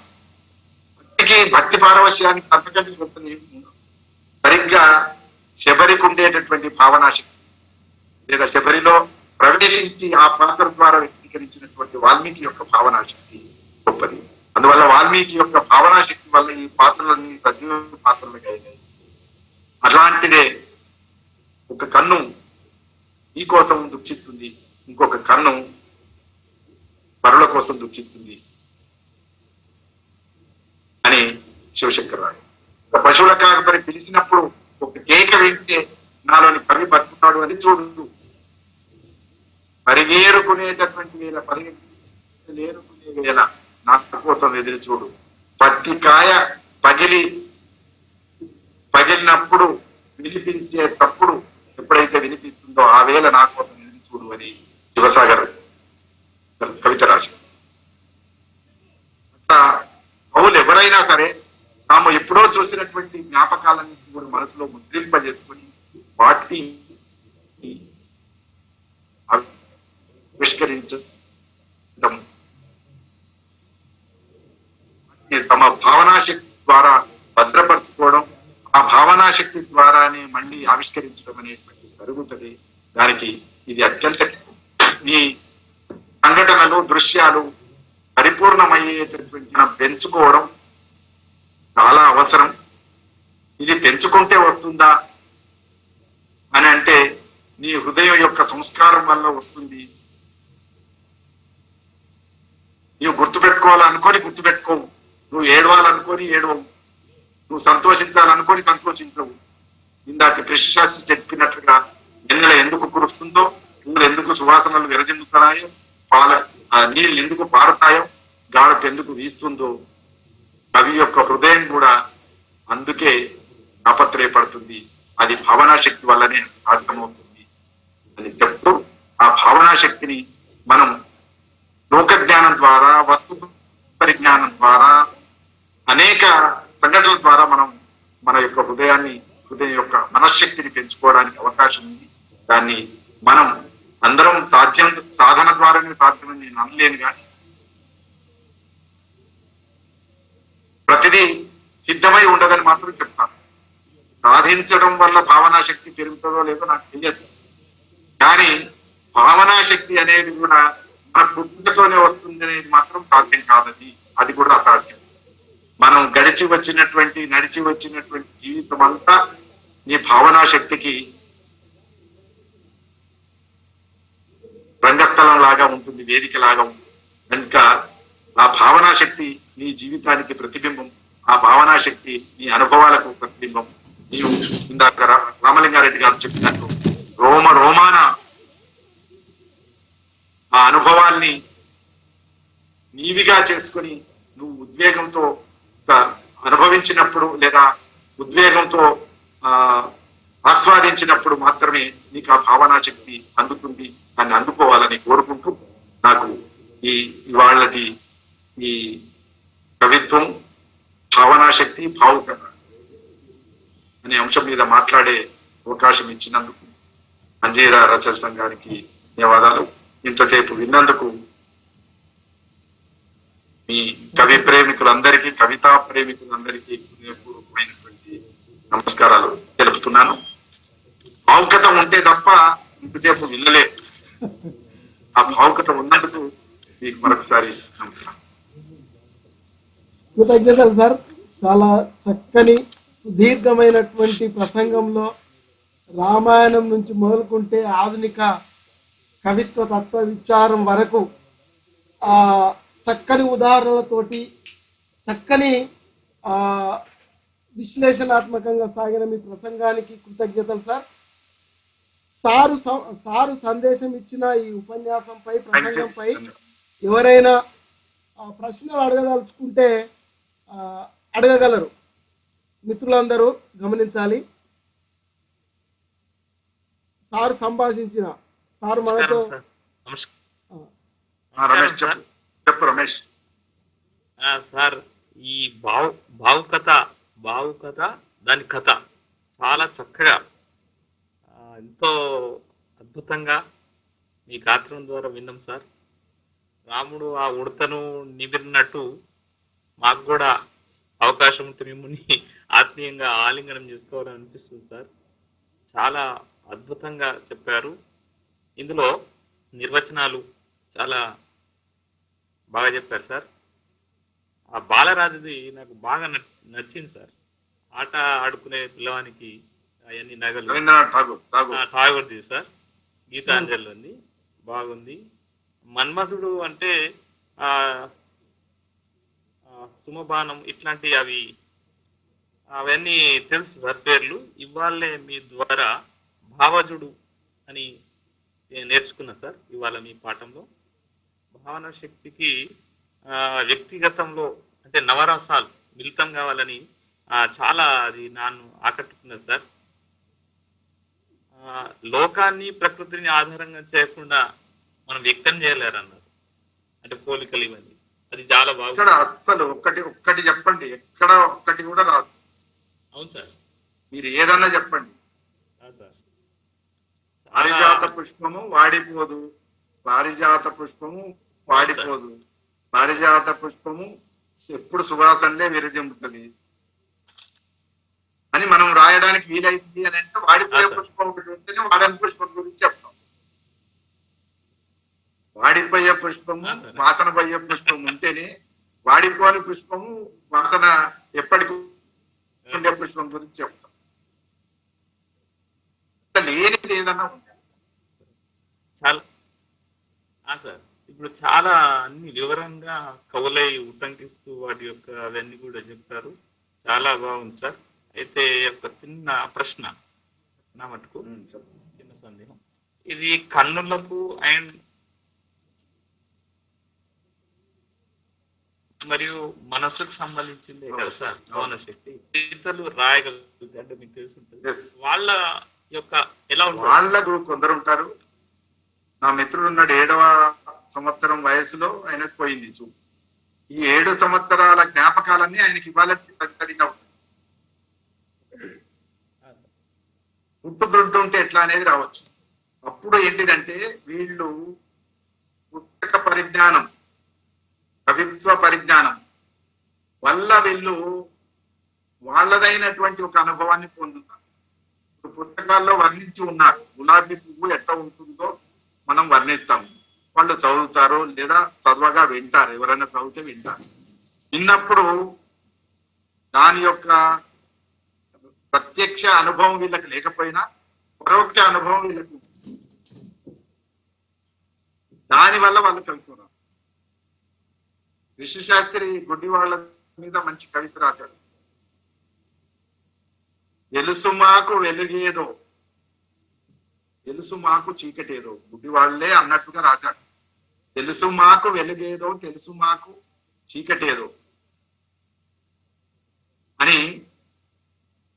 నిమిరినప్పుడు చల్లగా కనిపించే చెయ్యి, నిమిరినప్పుడు చల్లగా కనిపించే చెయ్యి అదే వెలుగు,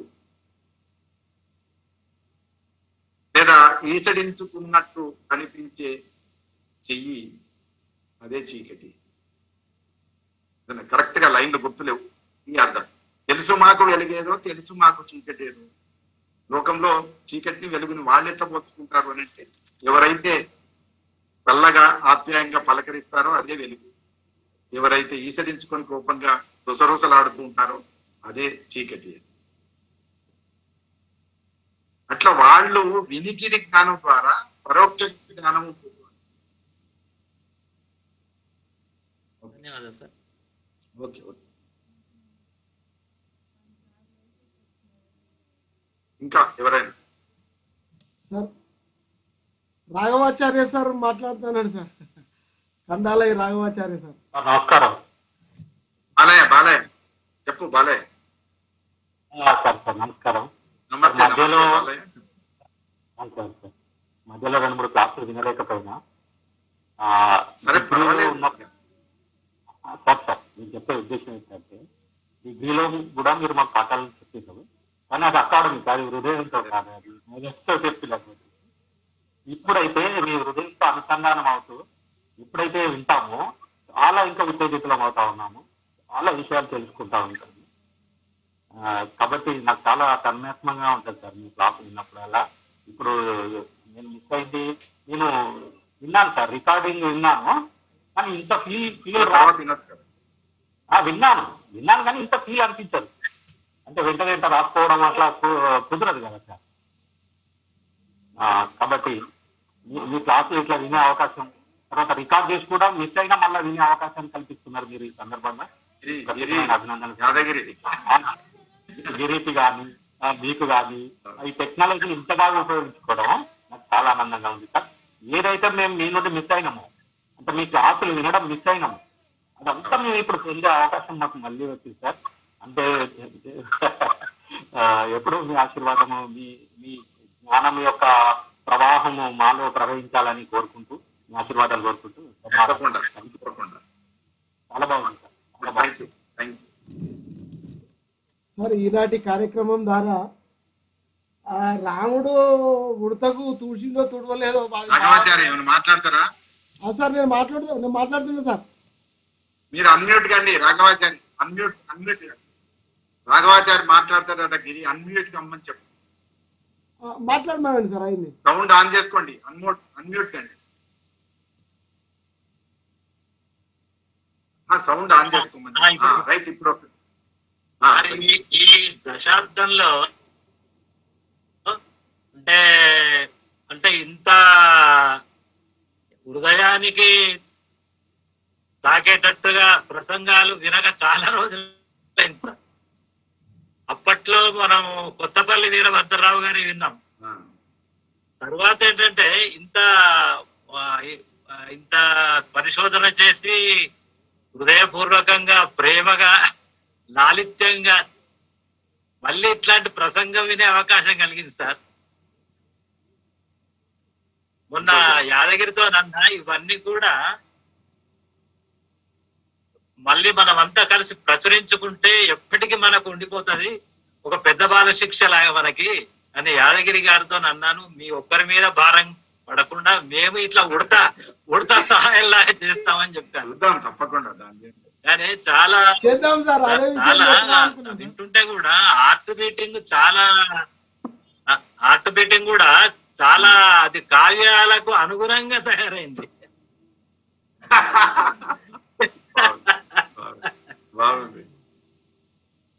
చాలా చాలా నిజంగా ఈ ప్రతి వారం కూడా సార్ చాలా ముఖ్యంగా ఇది హృదయం డైరెక్ట్ గా గ్రహిస్తున్నారు సార్. ఇది అది అనిమేష కూడా సగం చదివాను సార్. అది వెంటనే నోట్ చేసుకుంటున్నాను. చదవండి, చదవండి సార్. ఇక మన రామాయణం రాసిన వాల్మీకి గారు సార్, చిన్న ఇంటరప్షన్ సార్. రామాయణం రాసిన వాల్మీకి గారు రాముడు ఉడత నిమిరాడో లేదో తెలియదు, కానీ సార్ మీ సందేశాల ద్వారా, ప్రసంగాల ద్వారా మమ్మల్ని గిరి యాకమ్మ మాట్లాడతారు. Okay sir. Giri okay sir.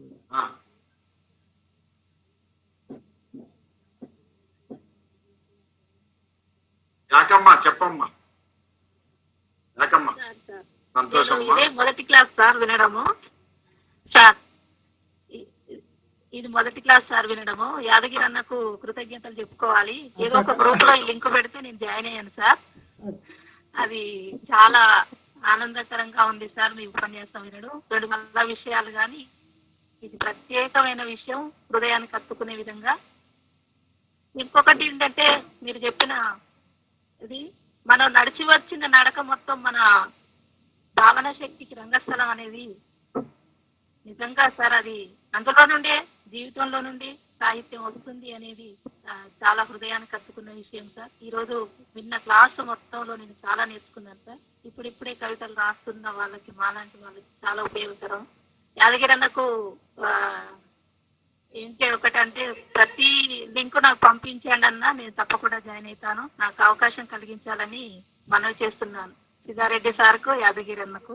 Okay అక్క, థ్యాంక్ యూ అక్క. అందరికీ కూడా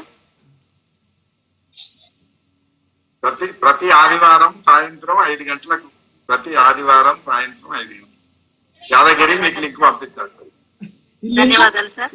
లింక్ పంపిస్తాడు. ఇంకోటి సార్, ఈ లింక్ మారదు సార్ ఇప్పుడు. ఓకేనమ్మా, ఓకే, థ్యాంక్ యూ అక్క. ఈ లింక్ మారదు. All the best. Thank you sir. ఈ లింక్ మారదు సార్, ఎప్పుడు అదే ఉంటది. అట్లా సెట్ చేసి పెట్టిన సార్, ప్రతి వారం అదే లింకు. మారదు సార్, మారదు, అదే లింకు. మీరు కావాలంటే చూసుకోండి. Okay sir. నమస్తే. రాములు గారు చెప్పండి. మిట్టపల్లి పరశురాం సార్. రాములు గారు చెప్పండి. నేను ఈ రోజే సార్ మీ యొక్క ప్రసంగాన్ని విన్నాము. గతంలో మా తమ్ముడు యాదగిరి గారు చాలా సార్లు లింక్ పంపించింది కానీ నేను చూడలేకపోయాను సార్. అది లింక్ కలవలా. అయితే నేను వాస్తవానికి సార్ నేను పద్య కవిని సార్.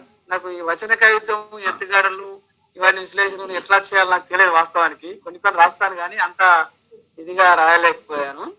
సో ఈ రోజు మీరు చెప్పినటువంటి భావుకత చాలా ఈ యొక్క భావనా శక్తికి సంబంధించిన హృదయంలో నుంచి రావాలి కవిత్వం అనేది చాలా నాకు బాగా నచ్చింది సార్. ఇమేజేషన్ తర్వాత ఇది కొన్ని ఉదాహరణలు చెప్పారు సార్ మీరు. కన్ను తెరిస్తే జననము, కన్ను మూస్తే మరణం, రెప్పపాటే కదా ప్రయాణం. ఈ వరుసలు చాలా బాగా అనిపించింది నాకు.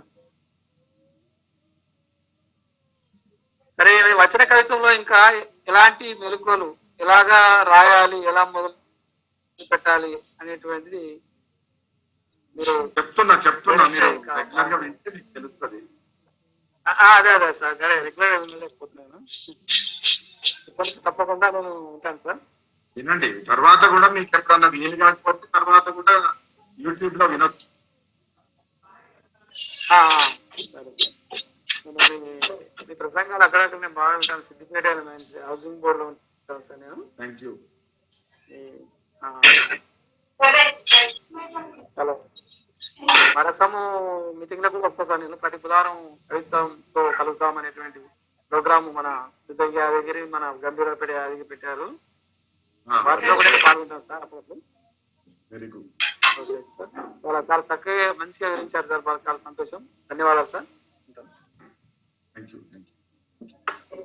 సార్ నమస్కారం సార్. సిద్ధారెడ్డి సార్ నమస్కారం సార్. సంతోష్.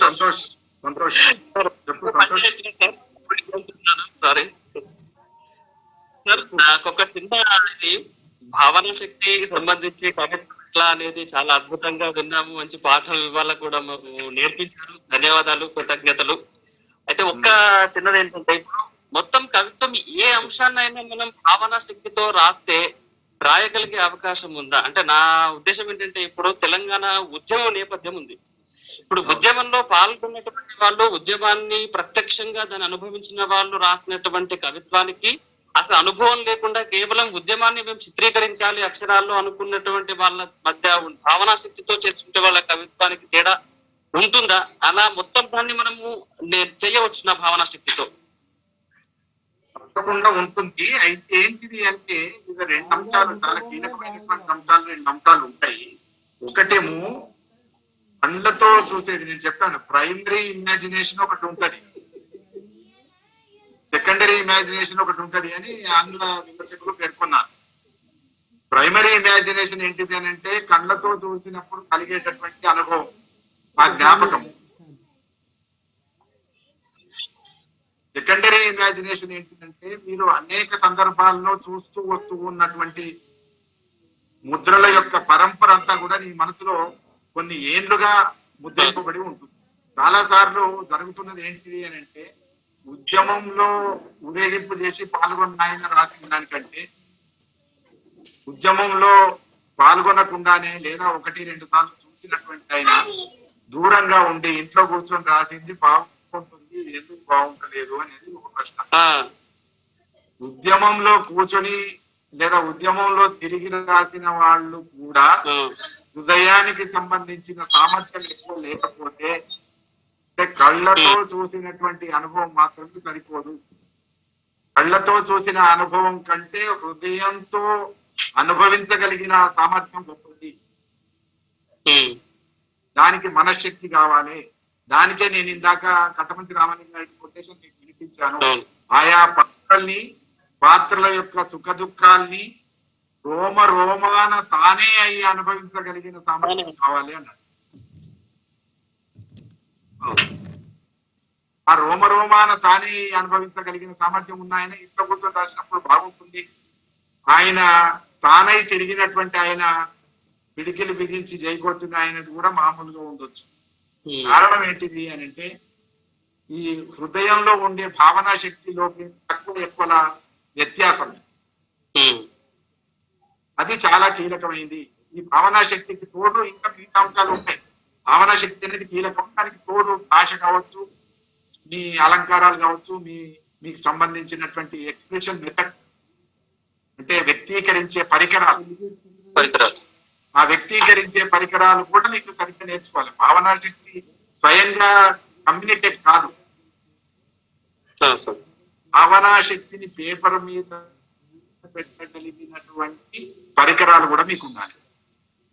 అయితే కేవలం పరికరాలు ఉంటే భావనా శక్తి లేకపోయినా కూడా అర్థమైంది. ఒకటి అన్ని సమపాలలో ఉండాల్సింది, అన్ని సమపాలలో ఉండాలి.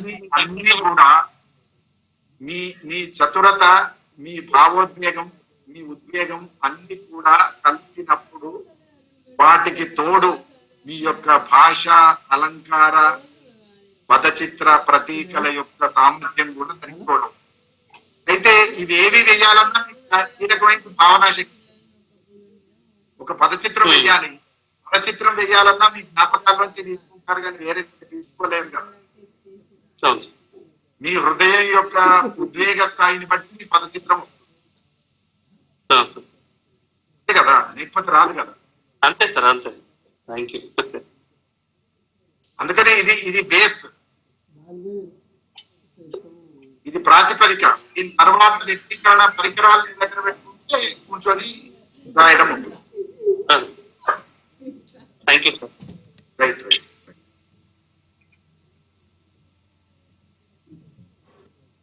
ఇంకెవరైనా ఉన్నారా సార్? బహుశా ఎవరు లేకపోవచ్చు. శ్రీరామ్ సార్ మోహన్ సార్ మాట్లాడతారా?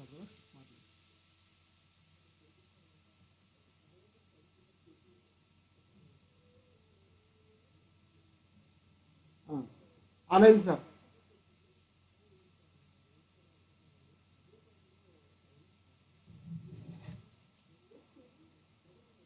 మోహన్ సార్ మాట్లాడుతురా? మళ్ళా అన్మ్యూట్ కాండి.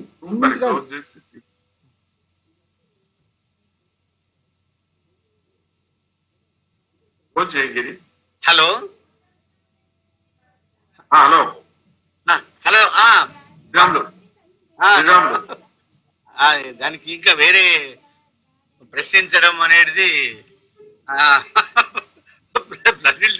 ప్రశ్నించకపోవడమే బెస్ట్. అద్భుతమైన ప్రసంగం. ప్రశ్నించాల్సింది ప్రశ్నించి దానికి జవాబు రాబట్టుకోవడం అనేది కష్టం. చాలా అటు ప్రాచీన కవిత్వం కానీ ఇటు మోడర్న్ పోయిటరీ కానీ తీసుకొని ఉదాహరణలు తీసుకొని అద్భుతమైన ఆయన భావనా శక్తి. నిజానికి అసలు ఇట్లా నేను కూడా ఇన్ని రోజుల నుంచి కవిత్వం రాసి ఇలాగా నిజంగానే ఊహించచ్చా, ఇటు రాయొచ్చా అనేది ఇప్పుడు కొత్తగా లేదు ఆలోచిస్తుంది. నిజంగానే అట్లా ఊహించడం అనేది కూడా నువ్వు ఆలోచించలేదు. తెలిసినాక రాసుకోవడం అనేది ఇంకొక గొప్ప. తెలియకుండానే వచ్చేసినాయి కొన్ని. తెలియకుండానే ఇట్లా ఈ భావనా శక్తి తెలియకుండానే వచ్చింది. ఇంకా తెలిస్తే ఇంకెంత గొప్పగా రాసేవాళ్ళం అనేది ఇప్పుడు నేను ప్రత్యక్షంగా విన్నా. కవి ఇప్పుడు ప్రసంగం తోటి విని నేను కొత్తగా కూడా నేర్చుకోవచ్చు. అందుకని నవనవోన్మేషణం అన్నది అది. ఇప్పుడు కవిత్వం ఎప్పుడు కానీ కొత్తగా వెతుక్కోవడం. నేను నిజానికి కూడా ఇప్పుడు మళ్ళీ కొత్తగా చూస్తే కొత్తగా రాయొచ్చునేమో అనే ఒక ఊహ నాకు ఇప్పుడే తట్టింది. అది నేను కొత్తగా నేర్చుకున్నా ఈ ప్రసంగం వల్ల. చాలా యాదగిరి గారు నాతో మాట్లాడించారు. థ్యాంక్ యూ నేను okay thank you. Thank you sir. మాట్లాడు బాలన్న. సార్ బాగా తన్మయత్వంగా ఉంది. ఎంతైనా కవిత రాసేసుకోవచ్చు సార్ ఇలా. అట్లా సంతోషం. దానికి కోసమే కదా అందరం ఆ స్టేజ్కి వెళ్ళాలని, అందరం ఆ స్టేజ్కి సార్ ఇప్పుడు ఇంకా నమ్మకం బలపడుతుంది మాకు. ఇంకా ఒకటి Yadagiri sir, sir sir sir sir మీరు యాదగిరి సార్. ఏం లేదు, ఇంకా కొంచెం అంటే ఇప్పుడు దీన్ని ఎట్లాగో రికార్డ్ చేస్తుంటే వింటున్నారు, ఇంకా జనాలు కూడా కొంచెము అది బహుశా అందరికి తెలుస్తలేదేమో అని నాకు ఒక డౌట్ సార్. మనం మాట్లాడదాము, ఇది కూడా లైవ్ చేసే తెలియక కాదు శ్రీరాములు, తెలియక కాదు, అందరూ అంతంత టైం వెచ్చించలేరు. సరే అది వేరే, అందరూ ప్రతి వారం టైం వెచ్చించలేరు, రకరకాల వెచ్చించలేరు కనుక ప్రభావం. ఇప్పుడు తెలిసిన వాళ్ళు కూడా గతంలో పార్టిసిపేట్ అయిన వాళ్ళు కూడా ఇప్పుడు లేకపోవచ్చు. లేరు. కారణం ఏంటి అని అంటే ఇతర పనులు ఉండడం, ఇతర కార్యాల్లో నిమగ్నమై ఉండడం అనేది దానికి కారణం. తెలియకపోవడం, తెలియడం అనేటువంటి దానికంటే ఒక గంటో గంటన్నరో దీనికోసం కేటాయించగలిగిన తీరిక లేకపోవడం, అదే అది కేటాయిస్తే బాగుండు. అయితే వాళ్ళకు ఇన్ఫర్మేషన్ ఇప్పుడు నేను అందుకే గిరికి ఏం చెప్పానంటే, ఒక్కరికి చెప్పిన క్లాస్ రూమ్ లో ఒక్కరికి చెప్పిన అనుభవం ఉంది నాకు. సిద్దిపేట కాలేజీ అంటే పెద్ద కాలేజీలో ఒక్కరికే పాఠం చెప్పాను బ్రహ్మాండంగా, చాలు. ఇప్పుడు కూడా ఏమి ఇబ్బంది పడాల్సింది లేదు, గిరికి చెప్పాను. అంతవరకు స్పిరిట్ ముఖ్యం. ఓకే ఓకే ఓకే, స్పిరిట్ ముఖ్యం అట్లా. ఇప్పుడు ప్రతిసారి మౌనం ఆ స్పిరిట్ ఉంటే దానికి అన్ని పాసిబిలిటీ ఉంటాయి. అంజం సార్ బిల్ల మహేందర్ ఏదో మాట్లాడదామని అనుకుంటున్నా. మనసు ఉంటే మార్గం ఉంటది అన్నాం, అది వాస్తవం. బిల్ల మహేందర్ సార్ నమస్తే సార్. మహేందర్ సార్ నమస్తే. నమస్తే మహేందర్. విషయాలు నేర్చుకున్నాను. ఇప్పుడు సార్ ఒక చిన్న డౌట్, చిన్న ప్రశ్న. ఇప్పుడు చెప్పు మహేందర్. కవిత్వానికి భావనా శక్తితో పాటు ఇమేజనరీ కూడా ఉండాలన్నారు కదా, ఇమేజనరీ కూడా ఉండాలి. అయితే ఆ ఇమేజనరీ అనేది కవిత్వంలో ఎంతవరకు ఏమైనా పరిమితి ఉందా? దాంతో పాటుగా సామాజిక అంశాలతో రచన చేస్తున్నప్పుడు ఆ ఇమేజనరీ మనం ఎంతవరకు దాన్ని యూటిలైజ్ చేసుకోవడానికి ఆస్కారం ఉంటుందా? అసలు సామాజిక రచనలో ఎంతవరకు దాన్ని మనం యూటిలైజ్ చేసుకోవాలి? అంటే ఆ లింక్ ఏమన్నా అనుకున్నట్టుగా కుదురుతుందా ఎక్కువ శాతం? అదే అయితే నేను మాట్లాడేటప్పుడు ఇమాజినేషనే ఇవాళ టాపిక్. సరే, ఇమేజరీ అనేది రాబోయే రోజుల్లో చెప్పబోయే టాపిక్. అయితే రాబోయే రోజుల్లో వచ్చే ప్రశ్న ఇప్పుడు అనేది ఒక పరికరం, ఒక పనిముట్టు. ఇమేజరీ అనేది, సింబల్ అనేది, అలంకారాలు అనేది, భాష అనేది, ఫిక్షన్ అనేది, ఇవన్నీ పనిముట్లు. ఈ పనిముట్ల ఆధారంగా నీ భావనా శక్తిని ప్రదర్శించడానికి అవకాశం ఉంది. భావనా శక్తి అనేదేమో ఇమాజినేషన్. ఇమేజరీ అనేది పదచిత్రాల కూర్పు. అందుకని ఇమాజినేషన్ తోనే భాష ఆధారపడి ఉంటుంది, ఇమాజినేషన్ తోనే సింబల్స్ వస్తాయి, ఇమాజినేషన్ తోనే అలంకారాలు వస్తాయి, ఇమాజినేషన్ తో పదచిత్రాలు వస్తాయి, ఇమాజినేషన్ తో ధ్వని వస్తుంది. ఇంగ్లీష్ మాటలు కూడా ఉన్నాయి, అలిగరి ఇట్లాంటివన్నీ కూడా, ఇవన్నీ కూడా ఇమాజినేషన్ తోనే వస్తుంది. అయితే వీటన్నిటికీ బేస్, వీటన్నిటికీ ప్రాతిపదిక ఇందాక నేను అంటే రంగస్థలం ఇమాజినేషన్, మిగతా అన్ని పనిముట్లు. Okay sir. ఏది ఎంతవరకు చెప్పుకుంటావు, ఏది ఎంతవరకు అవసరం అనేది ఇమేజరీ ఎక్కువ ఉండేవాళ్ళు కూడా ఉంటారు. ఇమాజినేషన్ తక్కువ ఉన్నప్పుడు మిగతా విషయాల్ని, జీవన అనుభవాల్ని తక్కువ చేసి ఇమేజరీ గొప్పది అని ఇమేజరీనే ప్రధానంగా వాడే వాళ్ళు ఉంటారు. అంటే పది చిత్రాలతో ఇది వాడతారు. దానికి ఎన్నడో సమాధానం చెప్పి గజిబిజితో కవిత్వం కాదు అన్నాడు శ్రీశ్రీ ఎవరో. ఇమేజరీ కూడా ఎక్కువైతే కష్టమవుతుంది. ఏది ఎక్కువైనా కష్టమవుతుంది. ఏది ఎక్కువైనా జీవితాన్ని దెబ్బపెడుతుంది. ఇందాక నేను ఒక మాట చెప్పినప్పుడు నువ్వు ఉన్నావో లేదో నాకు తెలియదు. గీతాంజలిలోంచి ఒక మంచి ఉదాహరణ చెప్తాను. బాలుడు గురించి ఇమేజరీ కూడా అంతే. ఇమేజరీ అంటే నగలు, అలంకారాలు. ఆ ఇమేజరీ నగలు, అలంకారాలు లాంటివి పెట్టుకొని ఆటలాడడానికి పోతే ఆయన ఆటలు ఆడడానికి వీలు కాదు, ఆటగాళ్లతో మమేకం కాడు. అర్థమైంది కదా? అయితే ఇమేజరీ అనేది వేరే ఉంటది, నగలో వేసుకున్న నగలోనే ఉంటదని కాదు.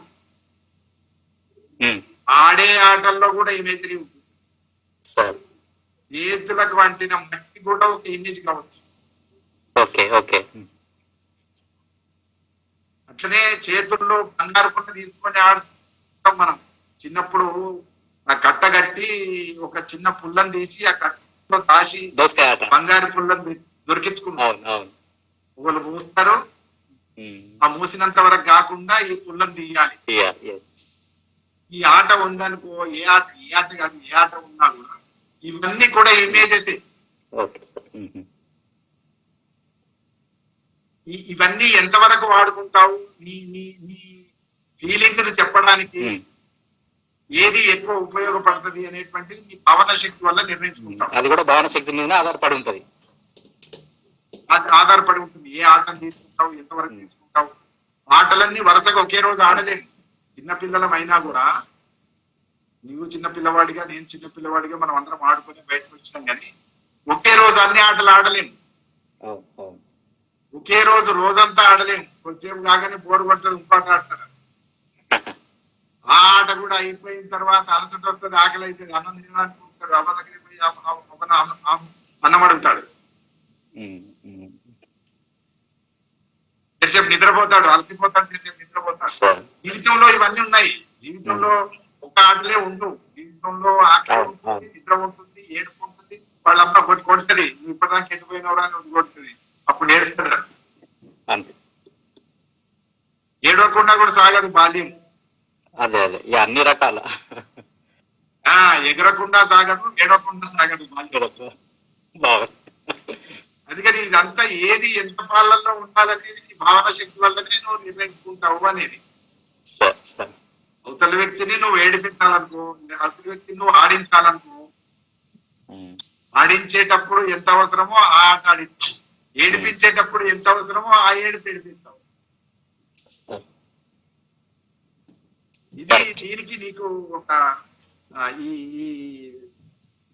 నీ హృదయం చెప్తుంటది, ఇంతవరకు చాలు, ఇక్కడికి ఏడుస్తాడు చాలు అని అనుకునేటంత వరకు నువ్వు ఏడిపిస్తావు. అది కవి యొక్క భావన శక్తి మీదనే ఆధారం పడుతుంది. కవి యొక్క హృదయ స్థాయి భావనా శక్తి మీద ఆధారపడి. Thank you sir, thank you.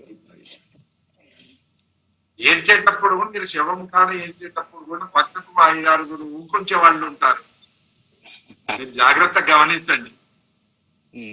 తుడుస్తారు, ఊకుంటారు, ఎప్పటికి ఏమి ఏడుస్తావు, పడిపోతావు, నువ్వు ఇదైతావు అదైతావు అని చెప్పి.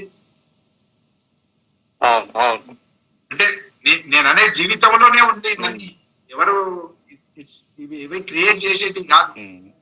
ఎంతవరకు తీసుకోవాలో అంతవరకు తీసుకుంటామని నేను చెప్పదాను.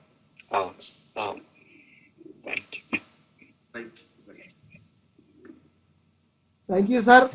మొత్తం మీద ఓకే మహేందర్, ఓకే సార్, మొత్తం మీద అయితే రాముడు ఉడతని ఏదైతే సృష్టిస్తే ఆ చారికలు పడ్డాయో, మా కవిత్వం మీద, మేము రాయబోయే కవితా వస్తువుల మీద మీ యొక్క ప్రసంగాల ప్రభావం పడుతుందనే ఆ విషయం రాబోయే రోజుల్లో కనబడుతుంది సార్. దానికి మేమే సాక్షులం.